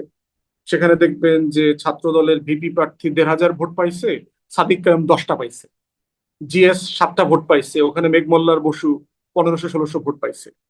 তাহলে ছাত্রলীগের প্যানেল থাকলে যেটা হতো, না থাকার কারণে কি সে ভোট দেওয়া থেকে বিরত থাকে নাই? তার বিকল্প রাজনৈতিক অভিমুখ তিনি তৈরি করে নিয়েছেন। নাগরিক সমাজের মানে শত শত বছরের যেই পরম্পরার প্র্যাকটিস হচ্ছে, আপনি আপনার অ্যাভেইলেবল অপশনের মধ্যে থেকে আপনি আপনার বেস্ট জায়গাটা খুঁজে নেবেন। হুম। কিন্তু এবং ধরেন আওয়ামী কিন্তু লীগ ধরেন এই যে মুসলিম লীগের মানে ভোটাররা কি হলো আপনি বলছেন। মুসলিম লীগ অটোমেটিক্যালি মানে মানুষ তাকে বয়কট করে তাকে বিলুপ্ত করে দিয়েছে। কিন্তু যখন যখন কাউকে নিষিদ্ধ করা হয়, নিষিদ্ধ বস্তুর প্রতি একটা আকর্ষণও কাজ করে এবং তাদের প্রতি সিম্প্যাথিও কাজ করে। ফলে সেই সিম্প্যাথি থেকে এবং তার সাথে অ্যান্টি এস্টাবলিশমেন্ট সেন্টিমেন্ট আমাদের আছে। সেদিনও কাউকে এই প্রশ্নটা করছিলাম যে বরাবরই দেখেছি আগের সরকার সুষ্ঠু ভোট হলে 14, 18, 24 এর কথা বাদ। সুষ্ঠু ভোট হলে আগের সরকার বাদ দিয়ে মানে আওয়ামী লীগ বা বিএনপি বা আওয়ামী লীগ হবে একের পর এক এসেছে। মোটা দাগে সুষ্ঠু নির্বাচন হলে। ফলে এই যে সিম্প্যাথি, নিষেধাজ্ঞা ইমপ্যাক্ট ইত্যাদি এবং সাথে এই অ্যান্টি এস্টাবলিশমেন্ট সেন্টিমেন্ট ইত্যাদি মিলিয়ে আ সমীকরণটা ভিন্ন হবে না তো? না, মনে হচ্ছে না তো। আপনি অনলাইনে দেখেন, সারা দেশে দেখেন, শাওনের স্টেটমেন্টটা শুধু দেখেন। শাওর ক্ষমা চেয়েছে না? কেন ক্ষমা চাইলো? সে যদি মনে করে থাকে যে আমি যেটা বলেছি লিখেছি এটাই সত্য, তাহলে স্ট্যান্ড বাই করলো না কেন? কারণ সে বুঝতে পারতেছে যে অনলাইনে অফলাইনে যে লেভেলের রিয়াকশন হয়েছে, এইটা কোনোভাবে তার মতামতকে সমর্থনযোগ্য করে নাই। আওয়ামী লীগ ফেরার প্রশ্নে বাংলাদেশের ন্যূনতম কোনো মতামত সম্মতি এখানে নাই। নাই এটা। যেটা আছে, আওয়ামী লীগকে বাঁচিয়ে রেখেছে গণমাধ্যম। এই যে দেখেন, আওয়ামী লীগকে নিয়ে আপনি কন্টিনিউ প্রশ্ন করছেন আমাকে, হুম। প্রত্যেকটা টক শোতে আমাকে আওয়ামী লীগ নিয়ে কথা বলতে করতে হচ্ছে। তো হবেই না। আওয়ামী তাদেরকে লীগ বেঁচে নিষিদ্ধ আছে করে রাখা হয়েছে। গণমাধ্যমে। মানে এইটাই একটা কারণ। যদি নিষিদ্ধ না হতো মুসলিম লীগ নিয়ে কিন্তু আমরা আর আলোচনা করছি না। তারা একা, একা বিলুপ্ত হয়ে গেছে। কিন্তু তাকে যখন না নিষিদ্ধ না, একা করে একা রাখা বিলুপ্ত হচ্ছে হয় নাই তো। না, তাকে তো নিষিদ্ধ করা হয়েছে। একা একা বিলুপ্ত হয়নি তো। 72-এ পাকিস্তানপন্থী সকল রাজনৈতিক দলকে তো নিষিদ্ধ করে দিয়েছে শেখ মুজিব। 79 সালে এসে না আপনার জিয়াউর রহমান সাহেব এই এমবার্গো তুলে নিলেন। তুলে নেওয়ার পরে হচ্ছে আওয়ামী লীগও রাজনীতিতে ফিরে আসছে, তারপরে হচ্ছে মুসলিম লীগও ফিরে আসছে, এবং এখনো কিন্তু নির্বাচন কমিশনে মুসলিম লীগ নিবন্ধিত রাজনৈতিক দল। নেজামী ইসলাম আর একটা পার্টি আপনার, যেটা তো দ্বিতীয় ছিল তো বৃহত্তম মানে তাদের তো দল নিষেধাজ্ঞা ছিল। নাই। কিন্তু সে বিলুপ্ত হয়ে গেছে। কারা কারা মানে বিলুপ্ত মুসলিম হয়ে লীগ। গেছে? মুসলিম লীগ। জনগণের কাছে প্রত্যাখ্যাত হয়েছে বলতে পারে, হুম। কিন্তু তার তার একটা নিবন্ধিত জায়গা আছে। প্রশ্ন হচ্ছে যে এখনো পর্যন্ত তো আওয়ামী লীগের প্রশ্নে কোনো সিদ্ধান্তই হয়নি। একটা টেম্পোরারি ব্যান আছে কাজের উপরে। সেখানে 72-এ শেখ মুজিবের সরকার তো আউটরাইট এই দলগুলোকে ব্যান করে দিয়েছে। তাহলে আপনি এই প্রসেস ফলো করার এন্ডে যান, তারপরে দেখা যাক কি হয়। যে আমরা রাজনৈতিক সিদ্ধান্তের মধ্য দিয়ে রাজনৈতিক দলগুলো আওয়ামী লীগের ব্যাপারে কি সিদ্ধান্ত নেয়, তারপরে দেখা যাবে যে জি। আওয়ামী লীগ ফিরতে পারে মানে কিনা। স্পষ্ট। ওই প্রশ্নটা ওইখানেই। মানে এইজন্যই বারবার এই প্রসঙ্গটা আসে যে এই সিদ্ধান্তটা যদি মানুষের হাতে দেয়া হতো তাহলে কি সেটি বেশি সুবিবেচনাপূর্ণ হতো কিনা? যে তাদের যে অপকর্ম, তাদের যে হিসাব নিকাশ সেটি আসলে মানুষ গণতান্ত্রিকভাবে ঠিক করুক যে তাদের বয়কট করার সুযোগ আমি থাকবে। আমি নিজেও রেফারেন্ডামের কথা বলেছিলাম, হুম, যে আপনি ইনু সরকারকে বলেছিলাম রেফারেন্ডাম দিয়ে দেন, আওয়ামী লীগকে নিষিদ্ধ করা হবে কি হবে না দেখেন। হুম। সেটা দেয় নাই। বিদেশি গণমাধ্যমে সাক্ষাৎকার দেবার সময়ও তিনি বিষয়টাকে একরকম অস্বস্তি তার মুখে ফুটে উঠেছিল যে আওয়ামী লীগ নিষিদ্ধ করার ব্যাপারে। আওয়ামী লীগকে নিষিদ্ধ করা হবে না এরকম কথা বলেও ছিলেন। পরে হুট করে এসে নিষিদ্ধ করা হলো। ফলেই বারবার এই প্রশ্নগুলো আসে। দেশীয় গণমাধ্যমে যেমন আপনারা ফেস করেন, বিদেশি গণমাধ্যমে গেলেও এই বিষয়টা এসেই যায়। ফলেই প্রশ্নটা আসলে যে এরকমটা না হলে এই বারবার কি এটা ফেস করতে হতো কিনা? একটু আসি এনসিপি সমাবেশে যে হাতবোমা বিস্ফোরণ হলো, সেই প্রসঙ্গটাতে। আ আচ্ছা, একটু শাওনের কথা যেটা বলছেন সেটাও একটু শেষ করি। যে আপনিও বলেছেন যে এত দুঃসাহস হয় কোথা থেকে শাওনের? তিনি ক্ষমা চেয়েছেন মানে অশ্লীল শব্দ ব্যবহার করা। এটি মানে কোনোভাবেই গ্রহণযোগ্য না। কিন্তু মানে ধরেন অশ্লীল শব্দ তো ৫ই আগস্টের পরে খুব পাবলিকলি শুনি। নিশ্চয়ই এর আগেও থাকতো। কিন্তু পাবলিকলি শোনার যে একটা ব্যাপার সেটি খুব রকমের শুনি। সেটি যেমন আমরা শহীদ ওসমান হাদির মুখ থেকে শুনেছি। আমরা শুনেছি শেখ হাসিনাকে নিয়ে এই জুলাই নিয়ে যা বলা হচ্ছে সিডিআই শেখ হাসিনাকেও এরকমটা বলা হয়েছে। আ বা ফজলুর রহমান বীর মুক্তিযোদ্ধা তার বাসায় গিয়ে ছোট, ছোট বাচ্চা ছেলেমেয়েরা এরকমটা বলেছে। ফলে বা তারেক রহমানকে নিয়েও মিছিলে বলা হয়েছে ১, ২, ৩, ৪ টিনের চালে কাউয়া ইত্যাদি নানান রকম অশ্লীলতম স্লোগান বানানো হয়েছে। মানে তখন কি আপনাদের মনে হয়েছে যে এগুলো খুব দুঃসাহস? না, তখনও তো আমরা এই অশ্লীল ভাষার বিরুদ্ধে কথা বলেছি তো। যে রাজনৈতিক আপনার সাথেও আমি বলেছি হুম, যে রাজনৈতিক প্রতিবাদ চলবে। আওয়ামী লীগের ব্যাপারে দেখেন, আমার প্রশ্ন কিন্তু আমার পজিশন কিন্তু খুব পরিষ্কার। আওয়ামী লীগ বাংলাদেশের রাজনীতি ফিরতে পারবে না। কিন্তু এই জন্য তো আমাকে এটা সিডিআই শব্দ ব্যবহার করতে হয়নি তো, আমাকে গালি দিতে হয়নি তো। Hmm, it's a very political position. এটার ব্যাপারে আমি আপনার সাথে ইতিহাস, প্রসেস, যুদ্ধ, সবকিছুর সব মানে ব্যাপক ব্যাখ্যা দিয়ে আমি বোঝানোর চেষ্টা করেছি যে কেন আওয়ামী লীগ রাজনীতিতে ফিরতে পারবে না। It's full stop thing. গালি দেওয়ার প্রয়োজন নাই। আমি কোনো পক্ষেই আমি গালির পক্ষে না। রাজনৈতিক ভাষায় কথা বলতে হবে, সমালোচনা করতে হবে, এবং সেটাই হচ্ছে বেস্ট মানে কোর্স অফ অ্যাকশন। একদম স্পষ্ট। একটু এনসিপি সমাবেশে যে হাতবোমা হামলা সেটার পরপরই আমরা যে আচ্ছা, এটা খুবই তো দুঃখজনক আর কি, এবং দুজন যুবলীগ কর্মীকে গ্রেফতার করা হয়েছে। আমার মনে হয় ভালোভাবে জিজ্ঞাসাবাদ করা দরকার, এবং একই সময় দেখবেন যে বৃষ্টি হচ্ছিল, এলাকাতে কারেন্ট চলে গেছে, আবার এই ঘটনাটা ঘটেছে। তো এটা নিঃসন্দেহে যে কোনো রাজনৈতিক সভা সমাবেশে এ ধরনের ঘটনা ঘটা দুঃখজনক। যেটা ধরেন শেখ হাসিনার আহ, সমাবেশে যেটা হয়েছে গুলিস্তানে, ২১ একই আগস্ট। রকম ভাবে ওটাও আমরা সমালোচনা করেছিলাম। এখন সরকারের এটা সিরিয়াসলি বিবেচনাকে নেওয়া দরকার। কারণ হচ্ছে সরকার যদি মনে করে যে এনসিপিটাতে হয়েছে ঠিক আছে, মাথায় রাখিয়েন যে আপনাদের সমাবেশে যেটা হবে না সেটাও কিন্তু আপনি নিশ্চিত থাকতে পারবেন না। কারণ এর আগেও কিন্তু সাবেক প্রধানমন্ত্রীর সমাবেশে এই ঘটনাগুলো ঘটেছে।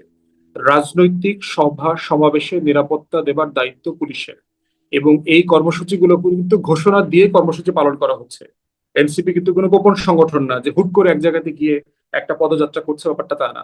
তারা অফিসিয়ালি ঘোষণা করে প্রশাসনকে জানিয়েই তারা কর্মসূচি পালন করছে।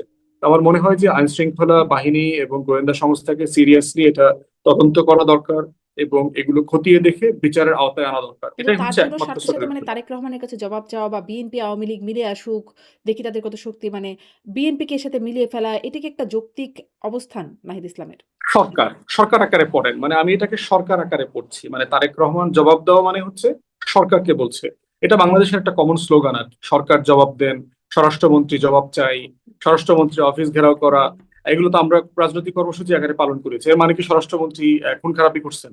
ব্যাপারটা তো এরকম না। যেমন আহ, আপনার টিআইবি বললো না যে 900 খুন হয়েছে গত 3-4 মাসে, আমরা তো স্বরাষ্ট্রমন্ত্রীকে তো ব্লেম করছি যে আপনি দায়ী।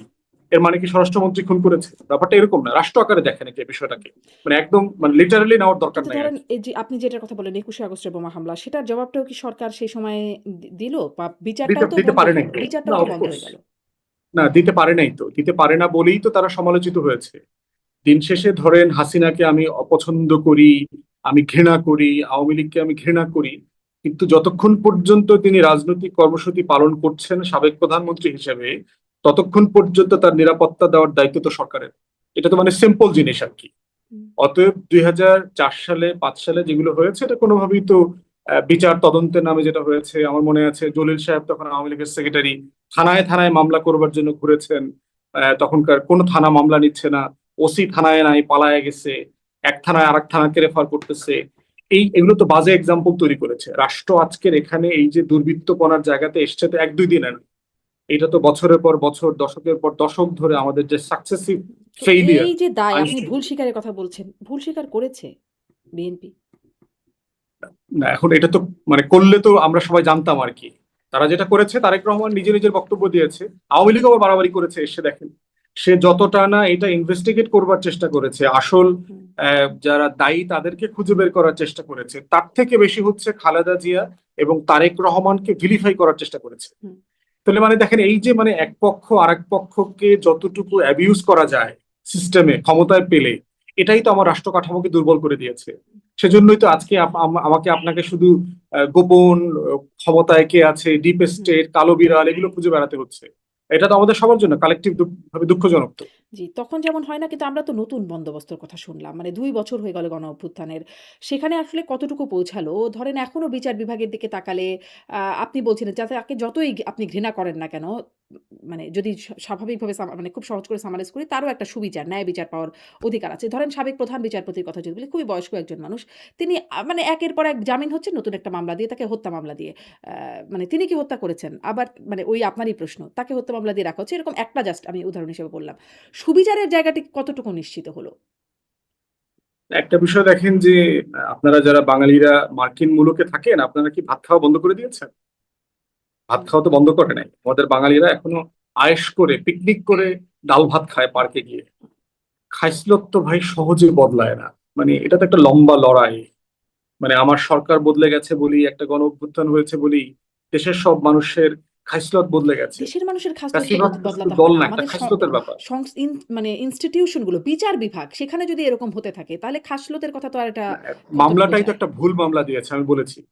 এবিএম খায়রুল হক আরো সিরিয়াস অন্যায় করেছেন। হুম। দেশের বিচার বিভাগ, আইন, সংবিধান মানে সবকিছু নিয়ে তিনি যে হাস্যকর কাজ করেছেন, তাকে তো সিরিয়াস ব্রিচ অফ ওথ, তিনি যে প্রধান বিচারপতির শপথ নিয়েছেন সংবিধান সমুন্নত রাখবার, সেগুলো তিনি ভঙ্গ করেছেন। কিন্তু একটা মামলা হয় নাই তার আসল অপরাধের জন্য। তো এইটা হচ্ছে শুধু তার জন্য না, সবকিছুর জন্য।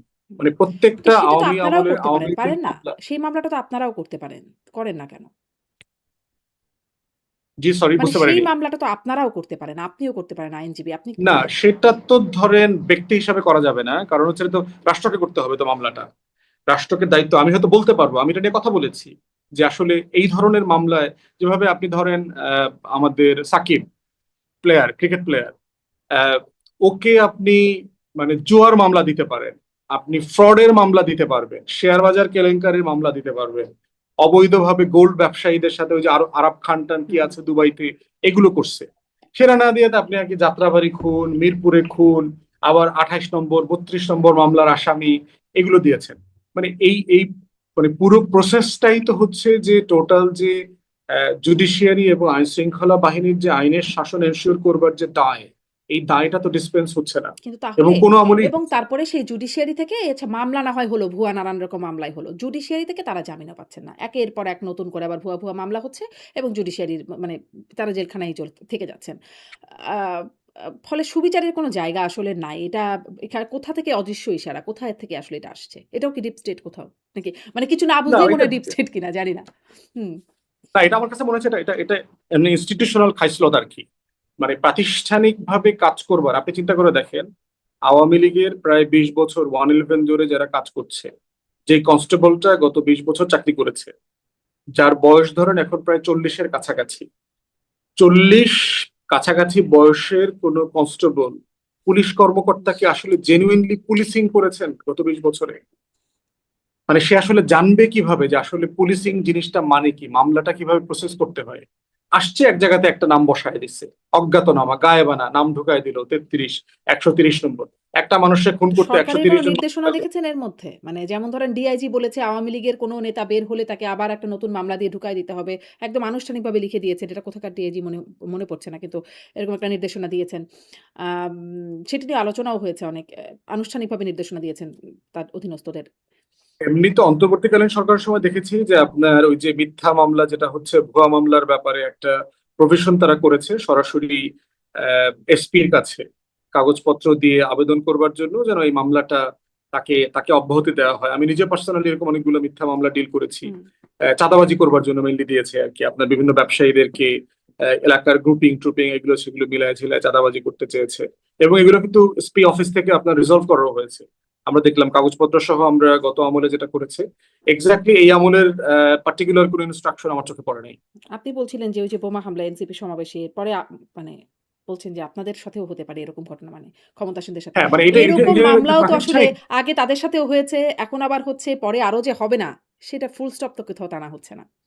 এক্স্যাক্টলি এই জন্য হচ্ছে প্রাতিষ্ঠানিক সংস্কার চেয়েছিলাম আমরা, পুলিশ কমিশন গঠনের জন্য আমরা সবাই একমত হলাম, ঐকমত্য কমিশনে বিএনপি সেটা রাটিফাই করলো না অর্ডিন্যান্সটা।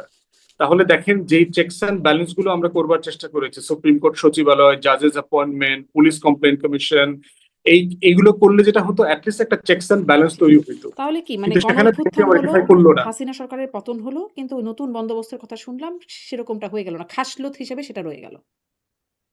এখন ওই যে বিএনপির বক্তব্য হচ্ছে ভাই মাত্র তো 5 মাস হয়েছে, আমরা করব, অক্ষরে অক্ষরে সব পালন করব।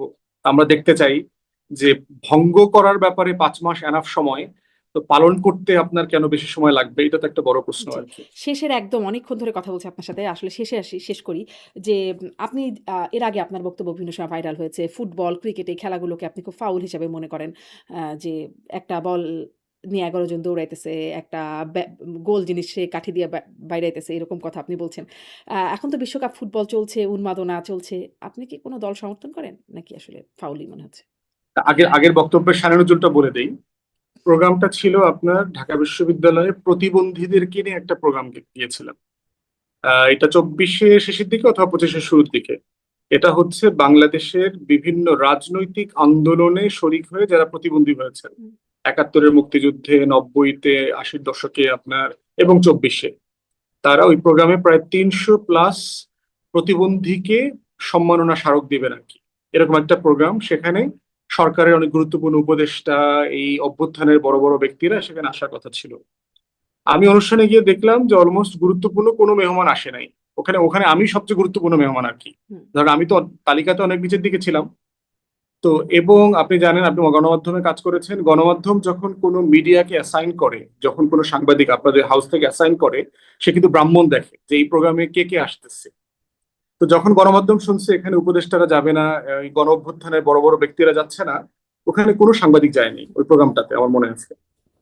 তো তখন আমার আসলে খুব কষ্ট লাগছে। আমি প্রতিবন্ধীদের গল্প শুনতেছিলাম, তো তার ১ ঘন্টা ধরে, ২ ঘন্টা ধরে তাদের জীবনের যে লড়াই, একটা মানুষের চোখ নাই, হাঁটতে পারে না, তারা লেখাপড়া করছে, ব্রেইলি পাচ্ছে না, তারপরে চাকরি পাচ্ছে না, ফ্রাস্ট্রেশন, বিয়ের মার্কেটে মেয়েরা অ্যাবিউজের শিকার হচ্ছে।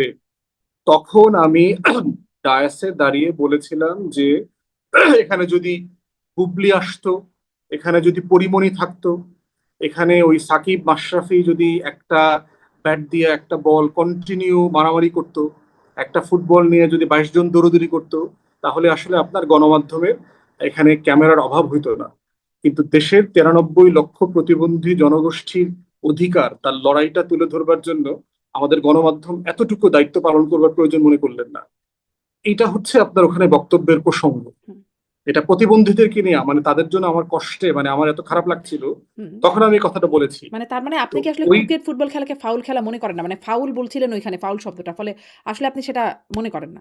ফাউল বিষয় হচ্ছে যে, মানে আপনি তখনকার এনভায়রনমেন্টটা চিন্তা করেন। আচ্ছা। যে মানুষটার চোখ হারিয়ে গেছে, হুম। যে মানুষটার হাত পাও নাই, তাহলে আপনি কোন দলকে তার সমর্থন জায়গা করেন থেকে ফুটবলে? আমি ভাই একসময় তো একটা দলের সমর্থক অবশ্যই করেছি, নিজেও খেলেছি। এখন এটা না বলি আবার, আমার তো ভক্ত শ্রেণী, তো ক্রস সেকশনের ভক্ত শ্রেণী আছে। হুম, তো খেলা নিয়ে আমার কমেন্ট্রিও আছে, আপনি আমার পেজে গেলে দেখতে পাবেন। আমি রিসেন্ট আপনার ফুটবল নিয়ে আমার কমেন্ট্রি আছে, আমি বিসিবির পলিটিক্স নিয়ে আমি কমেন্ট্রি দিয়েছি, অসংখ্যবার কথা বলেছি ফুটবল পলিটিক্স নিয়ে। আমি রিসেন্ট টক শোতে আপনার আর্জেন্টিনার খেলা নিয়ে, মিশরের খেলা নিয়ে আমি কথা বলেছি।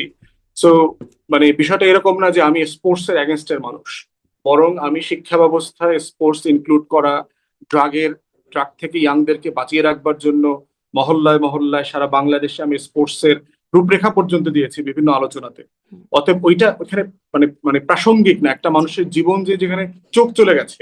মানে তো ভক্তদের সেখানে হচ্ছে যেটা ভক্তদের হচ্ছে মন আপনার, রক্ষায় আপনি এটা বললেন না যে আপনি আসলে কোন দলের সমর্থক।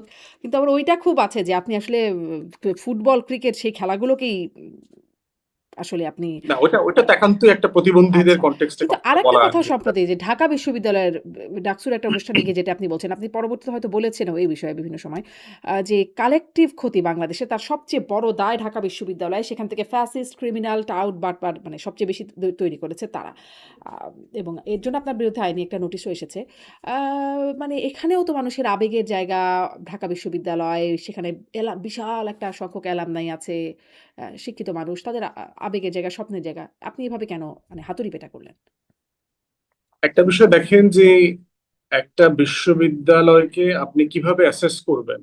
আপনি যদি কোনো হার্ভার্ডের অ্যালামনাইকে জিজ্ঞেস করেন যে আহ, তোমার হার্ভার্ডে পড়া না পড়া অথবা হার্ভার্ডের কন্ট্রিবিউশন কি, হার্ভার্ড ইউনিভার্সিটি অথবা প্রিন্সটন, এমআইটির কোনো ছেলে মেয়ে কি বলবে যে আমরা ১৭৭৬ সালে ব্রিটিশ বিরোধী আন্দোলন করেছি, এখানে টি প্ল্যান্টেশন নিয়ে প্রচুর অনিয়ম হয়েছে, আমরা তখন লড়াই করেছি, আমরা প্রথম বিশ্বযুদ্ধ, দ্বিতীয় বিশ্বযুদ্ধে আমাদের সোলজাররা গিয়ে যুদ্ধ করেছে, এগুলো বলবে? না তারা বলবে যে আমরা গত 50 বছরে কয়টা নোবেল পুরস্কার পেয়েছি, এই বিশ্ববিদ্যালয়ের অ্যালামনাইরা কে কি প্রেসিডেন্ট হয়েছে, মিনিস্টার হয়েছে, সেনাপতি হয়েছে, বিজ্ঞানী হয়েছে, কি বলবে? মানে আমি তো এই ক্রিটিক্যাল কোশ্চেনটা রেজ করতে চাচ্ছি। আপনি দেখবেন যে ঢাকা বিশ্ববিদ্যালয়ের ছেলে মেয়েদের একটা ফলস প্রাইড আছে। আমি কিন্তু ওই খোয়ারের ছাত্র ছিলাম, কিন্তু ব্যাপারটা এরকম না যে আমি ওখানে চান্স পাই নাই বলে আমার অনেক কষ্ট আছে। ব্যাপারটা এরকম না, আমি বাংলাদেশের টপ স্কুল কলেজ বিশ্ববিদ্যালয়ে পড়ছি। অতএব আমার সাথে কথা বলতে আসলে যে কাউকে হুম, প্রিপারেশন নিয়ে আসতে হবে আর কি। যে আমি নিজে ভোলা ডিগ্রি কলেজে পড়ছি বইলা এখন ঢাকা বিশ্ববিদ্যালয়, ঢাকা কলেজ দেখলে আমার খারাপ লাগে, ব্যাপারটা এরকম না। প্রশ্ন হচ্ছে এই বিশ্ববিদ্যালয়ের অ্যাচিভমেন্ট কি, সে আসলে কি তৈরি করে, তার একটা ইউনিভার্সিটি দেখেছি আমাদের যারা বন্ধু বান্ধব আছে অক্সফোর্ড কেমব্রিজের, ওদের আপনি ওদের অক্সফোর্ড আলোচনার কেমব্রিজের টপিক সাথে হয়তো ঢাকা বিশ্ববিদ্যালয়কে তুলনা করতে পারবেন না। সেটা আসলে অনেক একদম হাই র‍্যাংকিং ইউনিভার্সিটিগুলোর কথা বলছেন। আমাদের দেশের মানে বাকি সবকিছুর সাথে মিলিয়ে ঢাকা বিশ্ববিদ্যালয় তারা তো শিক্ষিত জনগোষ্ঠী তৈরি 100 করছে। বছর 100 বছরের বেশি এই বিশ্ববিদ্যালয়ের বয়স আপা। হুম। এটা বাংলাদেশের বয়সের থেকেও বেশি, এটা পাকিস্তান রাষ্ট্রের বয়সের থেকেও বেশি। 100 বছর প্লাস। সিঙ্গাপুর, মালয়েশিয়ার ইউনিভার্সিটি গুলো 100-র ভিতরে চলে আসছে, 10-15-তে চলে আসছে। ওদের ইউনিভার্সিটির বয়স তো আমাদের থেকে আমাদের নাতির বয়সী। ওরা পারে, আমরা পারছি না কেন? আজকে 2026 সালে সেই আপনার মনে প্রশ্নটা থাকার আপনি খুব কথা, করোনা। যৌক্তিকভাবে তুলতে পারেন ব্যারিস্টার ফুয়াদ। সেই প্রশ্নটা খুব যৌক্তিকভাবে। কিন্তু এটার থেকে টাউট বাটপার বের হচ্ছে, শুধুমাত্র ফ্যাসিস্ট বের হচ্ছে, কথা তো সত্য, ক্রিমিনাল বের কথা হচ্ছে। তো সত্য, কথা তো সত্য। আপনিও বের বাংলাদেশের হচ্ছেন। সবচেয়ে বড় ক্রিমিনাল, বাংলা, আমি ওখানে কিছু শিখি নাই, এটা হচ্ছে সবচেয়ে ভালো এই খবর আর কারণে কি। টাউট ওখানে আমি বাটপার কিছু, হন নাই বা ক্রিমিনাল হন নাই। নাকি সেটা হয়েছেন? হচ্ছে যে ওখান থেকে আসলে কি বের হয়েছে বলেন না, 2-4-5 জন বিখ্যাত গ্রাজুয়েটের নাম বলেন তো ঢাকা বিশ্ববিদ্যালয়ের, না ধরেন সায়েন্টিস্ট, না একাডেমিক, এরকম খুব গবেষক, কিছু একটা কথা বলেন না, মানে যেটা যেটা না হলে আমরা খুব লস করতাম। কিন্তু এটা না হলে যা আছে তাও তো থাকতো না। না, না হলে হচ্ছে যে আপনার অন্য বিশ্ববিদ্যালয় কলেজে পড়তো। আমাদের বাস্তবতা দেখেন, তাহলে কি বাংলাদেশের আপনার রাজনৈতিক রেকমেন্ডেশন নেতাদের ঢাকা মধ্যে, বিশ্ববিদ্যালয়কে মানে বিলুপ্ত করে দেওয়া? না সেটা তো প্রশ্ন, সে তর্ক না। তর্ক হচ্ছে আপনাদেরকে চিন্তা করতে বাধ্য করা যে এই বিশ্ববিদ্যালয়ের অবদানটা কি। এই বিশ্ববিদ্যালয় গত 100 বছরে 100টা মৌলিক বই বের করে নাই। এটা তো কোনো বিশ্ববিদ্যালয় করে নাই, আমাদের দেশের কোনো মাদ্রাসা, স্কুল, কলেজ কিছুই তো করে নাই। এইটাই তো, তাহলে এই তর্কটা তুলতে হবে না? মানে আপনি কি এগুলা কি এইভাবেই রাখবেন?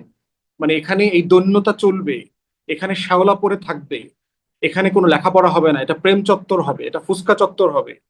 মানে এই তর্কটা কি আমাকে তুলতে হবে না যে এই বিশ্ববিদ্যালয়ের কোনো কন্ট্রিবিউশন নাই, সে কোনো সায়েন্টিস্ট তৈরি করতে পারে না, সে ডক্টর ইউনূসের মতো একজন হয়তো নোবেল পুরস্কার নিজ দায়িত্বে পাইছে, কিন্তু আমার আর নোবেল পুরস্কার নাই কেন? তাও তো উনি ধরেন পলিটিক্যাল নোবেল পুরস্কার পাইছে শান্তিতে, মানে এটা তো কোনো কিছু আবিষ্কার করে করতে হয়নি। তাহলে আমার মৌলিক সাবস্টেন্সটা কি? আমার বিখ্যাত 10টা অ্যালামনাই আছে কিনা আমার বিশ্ববিদ্যালয়ে, যাদেরকে সারা পৃথিবী চেনে? মানে আমাকে তো এই 100 বছর পার হয়ে আমি শুধু বিশ্ববিদ্যালয়ের ছাত্র, এটা অনেক গর্বিত। মানে এটা তো কোনো গর্ব হইতে পারে না। আপনি বিশ্ববিদ্যালয়ের অনার্স পড়ে বাইরে যান, দেখেন তো কোনো পৃথিবীর কোনো ইউরোপিয়ান বিশ্ববিদ্যালয় অনার্সকে ভ্যালিডেট করে কিনা, আমার বিশ্ববিদ্যালয়ের মাস্টার্সকে ভ্যালিডেট করে কিনা। হুম। আমি করে ইউনিভার্সিটিতে তো, 2 বছর করে না? পড়েছি। সেখান থেকে পড়ে এসে তো বিভিন্ন জায়গায় পিএইচডি করছে, মাস্টার্স করছে, পরে বড়, বড় না, জায়গায় জয়েন করছে। সরাসরি করতে পারছেন না। আমি ইউনিভার্সিটিতে 2 বছর পড়ে গেছি, আমাকে এ লেভেলের ইকুইভ্যালেন্স দিয়েছে ইংল্যান্ডে। আমাকে ওখানে ফাউন্ডেশন কোর্স করতে হয়েছে, তারপরে আমি আন্ডার গ্রেডে ঢুকেছি। ওখানে এখানে অনার্স করে গেলে আপনার 3 বছর, 2 বছরের জন্য ইয়ে দেয়, আপনার রিকগনিশন দেয়। হুম। মাস্টার্স করে গেলে অনার্সের রিকগনিশন দেয়। তো লজ্জার বিষয় না? আমার লজ্জা লাগার কথা না? আপনার মনে আছে কিনা কিন্তু এই করোনার সময় বাস্তবতায় ঢাকা কিন্তু পড়ি নাই। বিশ্ববিদ্যালয়, এই বাস্তবতায় কিন্তু না। অনার্স করলে অনার্সের রিকগনিশন কিন্তু পাচ্ছে মানুষ। আমরা মানে আমরা নিজেও বাইরে আসছি, পড়াশোনা করছি, করেছি। ফলে না সব জায়গায় না, তো এটার সাথে আপনার অনেক কিছু যোগ বিয়োগ করতে হয়েছে, আপনার ওয়ার্ক এক্সপিরিয়েন্স, আপনার লাইফের এক্সপার্টিজ, হুম, আপনার না আরো এক্সট্রা কি অনার্সকে কি অনার্স করেছেন, হিসেবে এক্সট্রা নিচ্ছে। কারিকুলাম। অনার্সকে অনার্স হিসেবে না, নিচ্ছে। এটা অধিকাংশ ইউনিভার্সিটিতে না, পৃথিবীর টপ ইউনিভার্সিটি কেউ এটা অ্যাকসেপ্ট করে না। আমি ইংল্যান্ডের ধরে 3rd টপ ইউনিভার্সিটিতে পড়েছি, ইউনিভার্সিটি অফ লন্ডনে। এটা করে না, অ্যাকসেপ্ট করে না। অতএব, এবং এই দেখবেন মাস্টার্স করে আপনি সরাসরি পিএইচডি করতে পারছেন না, আপনাকে টিচিং এক্সপিরিয়েন্স দেখাতে হচ্ছে 5 বছর, 7 বছর, তারপরে আপনি পিএইচডি তে চান্স পাচ্ছেন। আইএলটিএস করতে হচ্ছে, আপনাকে অনেক রিকোয়ারমেন্ট তো ফুলফিল করতে ভাষাগত হচ্ছে। জায়গা থেকে। তো সব জায়গাতে এই বিষয়টা তো আছে। তাহলে আমার বিশ্ববিদ্যালয়কে তো এই প্রশ্নের মুখোমুখি হতে হবে। আমার বিশ্ববিদ্যালয় বুয়েট করোনার সময় স্যানিটাইজার আবিষ্কার করেছে, দেখেছেন? হুম, হুম। এটা তারা আবার ঘটা করে প্রেসে দিয়েছে। রিক্সা আবিষ্কার করে বুয়েট, মানে যেখানে সারা দুনিয়া এখন এআই করতেছে, ইলন মাস্ক মহাকাশে জিনিস পাঠাচ্ছে, আমার বিশ্ববিদ্যালয়ের ছেলেমেয়েরা টিএসসি তে সবাই মিলে খেলা দেখতেছে। এটাই তার ঢাকা বিশ্ববিদ্যালয় নিয়ে অনেক গর্বের বিষয়। তারা সবাই খেলা দেখতে পারে, 10 টাকায় চা সমোচা কিনতে পাওয়া যায় এখানে। ধান কাটা ভিসি এখানে অ্যাপয়েন্টমেন্ট পাইছে। আমি যদি রাষ্ট্রটাকে এগিয়ে নিয়ে যেতে চাই, আমি যদি আমার বিশ্ববিদ্যালয়কে বিশ্বমানের করতে চাই, এই তর্কগুলো তুলতে হবে আমাদেরকে। আমার ভাষা পছন্দ না হোক, কিন্তু তর্কটা তুলতে হবে, এই তর্ক নিয়ে আলাপ করতে হবে। জি। এবং বাংলাদেশের খারাপ লোকদের একটা বিশাল অংশ হচ্ছে ঢাকা বিশ্ববিদ্যালয়ে, 2-4টা ভালো মানুষ নাই তা বলছে না। তো এই জন্য হচ্ছে, আবার যত ভালো মানুষ আছে যাদের অবদান আছে তারা কোথায়? বাংলাদেশে, দেখেন তো 10জন ভালো রাজনীতিবিদের নাম বলেন তো ঢাকা বিশ্ববিদ্যালয়ে পড়েছে, যারা বাংলাদেশের ভাগ্য বদলে দিয়েছে। বাংলাদেশের 5 জনের নাম ভাগ্য বলেন কে তো। বদলেছে আসলে? বাংলাদেশের ভাগ্য? ভাগ্য বদলাইলে ধরেন শেখ মুজিব নাম বলতে পারবেন, বঙ্গবন্ধু শেরে বাংলার নাম বলতে তিনিও ছিলেন পারবেন। ঢাকা বিশ্ববিদ্যালয়ের শিক্ষক। আমাদের বর্তমান প্রধানমন্ত্রী তিনি মানে না, শিক্ষার্থী। ঢাকা তিনিও ভর্তি হয়েছিলেন, পরে শেষ করতে পারেন নাই, কিন্তু ভর্তি হয়েছিলেন। উম কয়জনের নাম বলতে পারবেন? সালাউদ্দিন শেরে আহমেদ বাংলা, স্বরাষ্ট্রমন্ত্রী, মানে সোহরাওয়ার্দী। যারা বর্তমানে রাজনীতিবিদ আছেন যারা, সবাই আসলে ঢাকা বিশ্ববিদ্যালয়ের বেশিরভাগই ছাত্রছাত্রী। এর ভিতরে কয়জন দেশ বদলাইছেন আর কয়জন দেশ ডুবাইছেন সেই তর্কটা করতে হবে আর কি। এই জন্য হচ্ছে এই আলোচনাটা আমাদেরকে তুলতে হবে যে কেন ১,৫০০ ২,০০০ ইউনিভার্সিটির তালিকাতেও ঢাকা বিশ্ববিদ্যালয় নাই।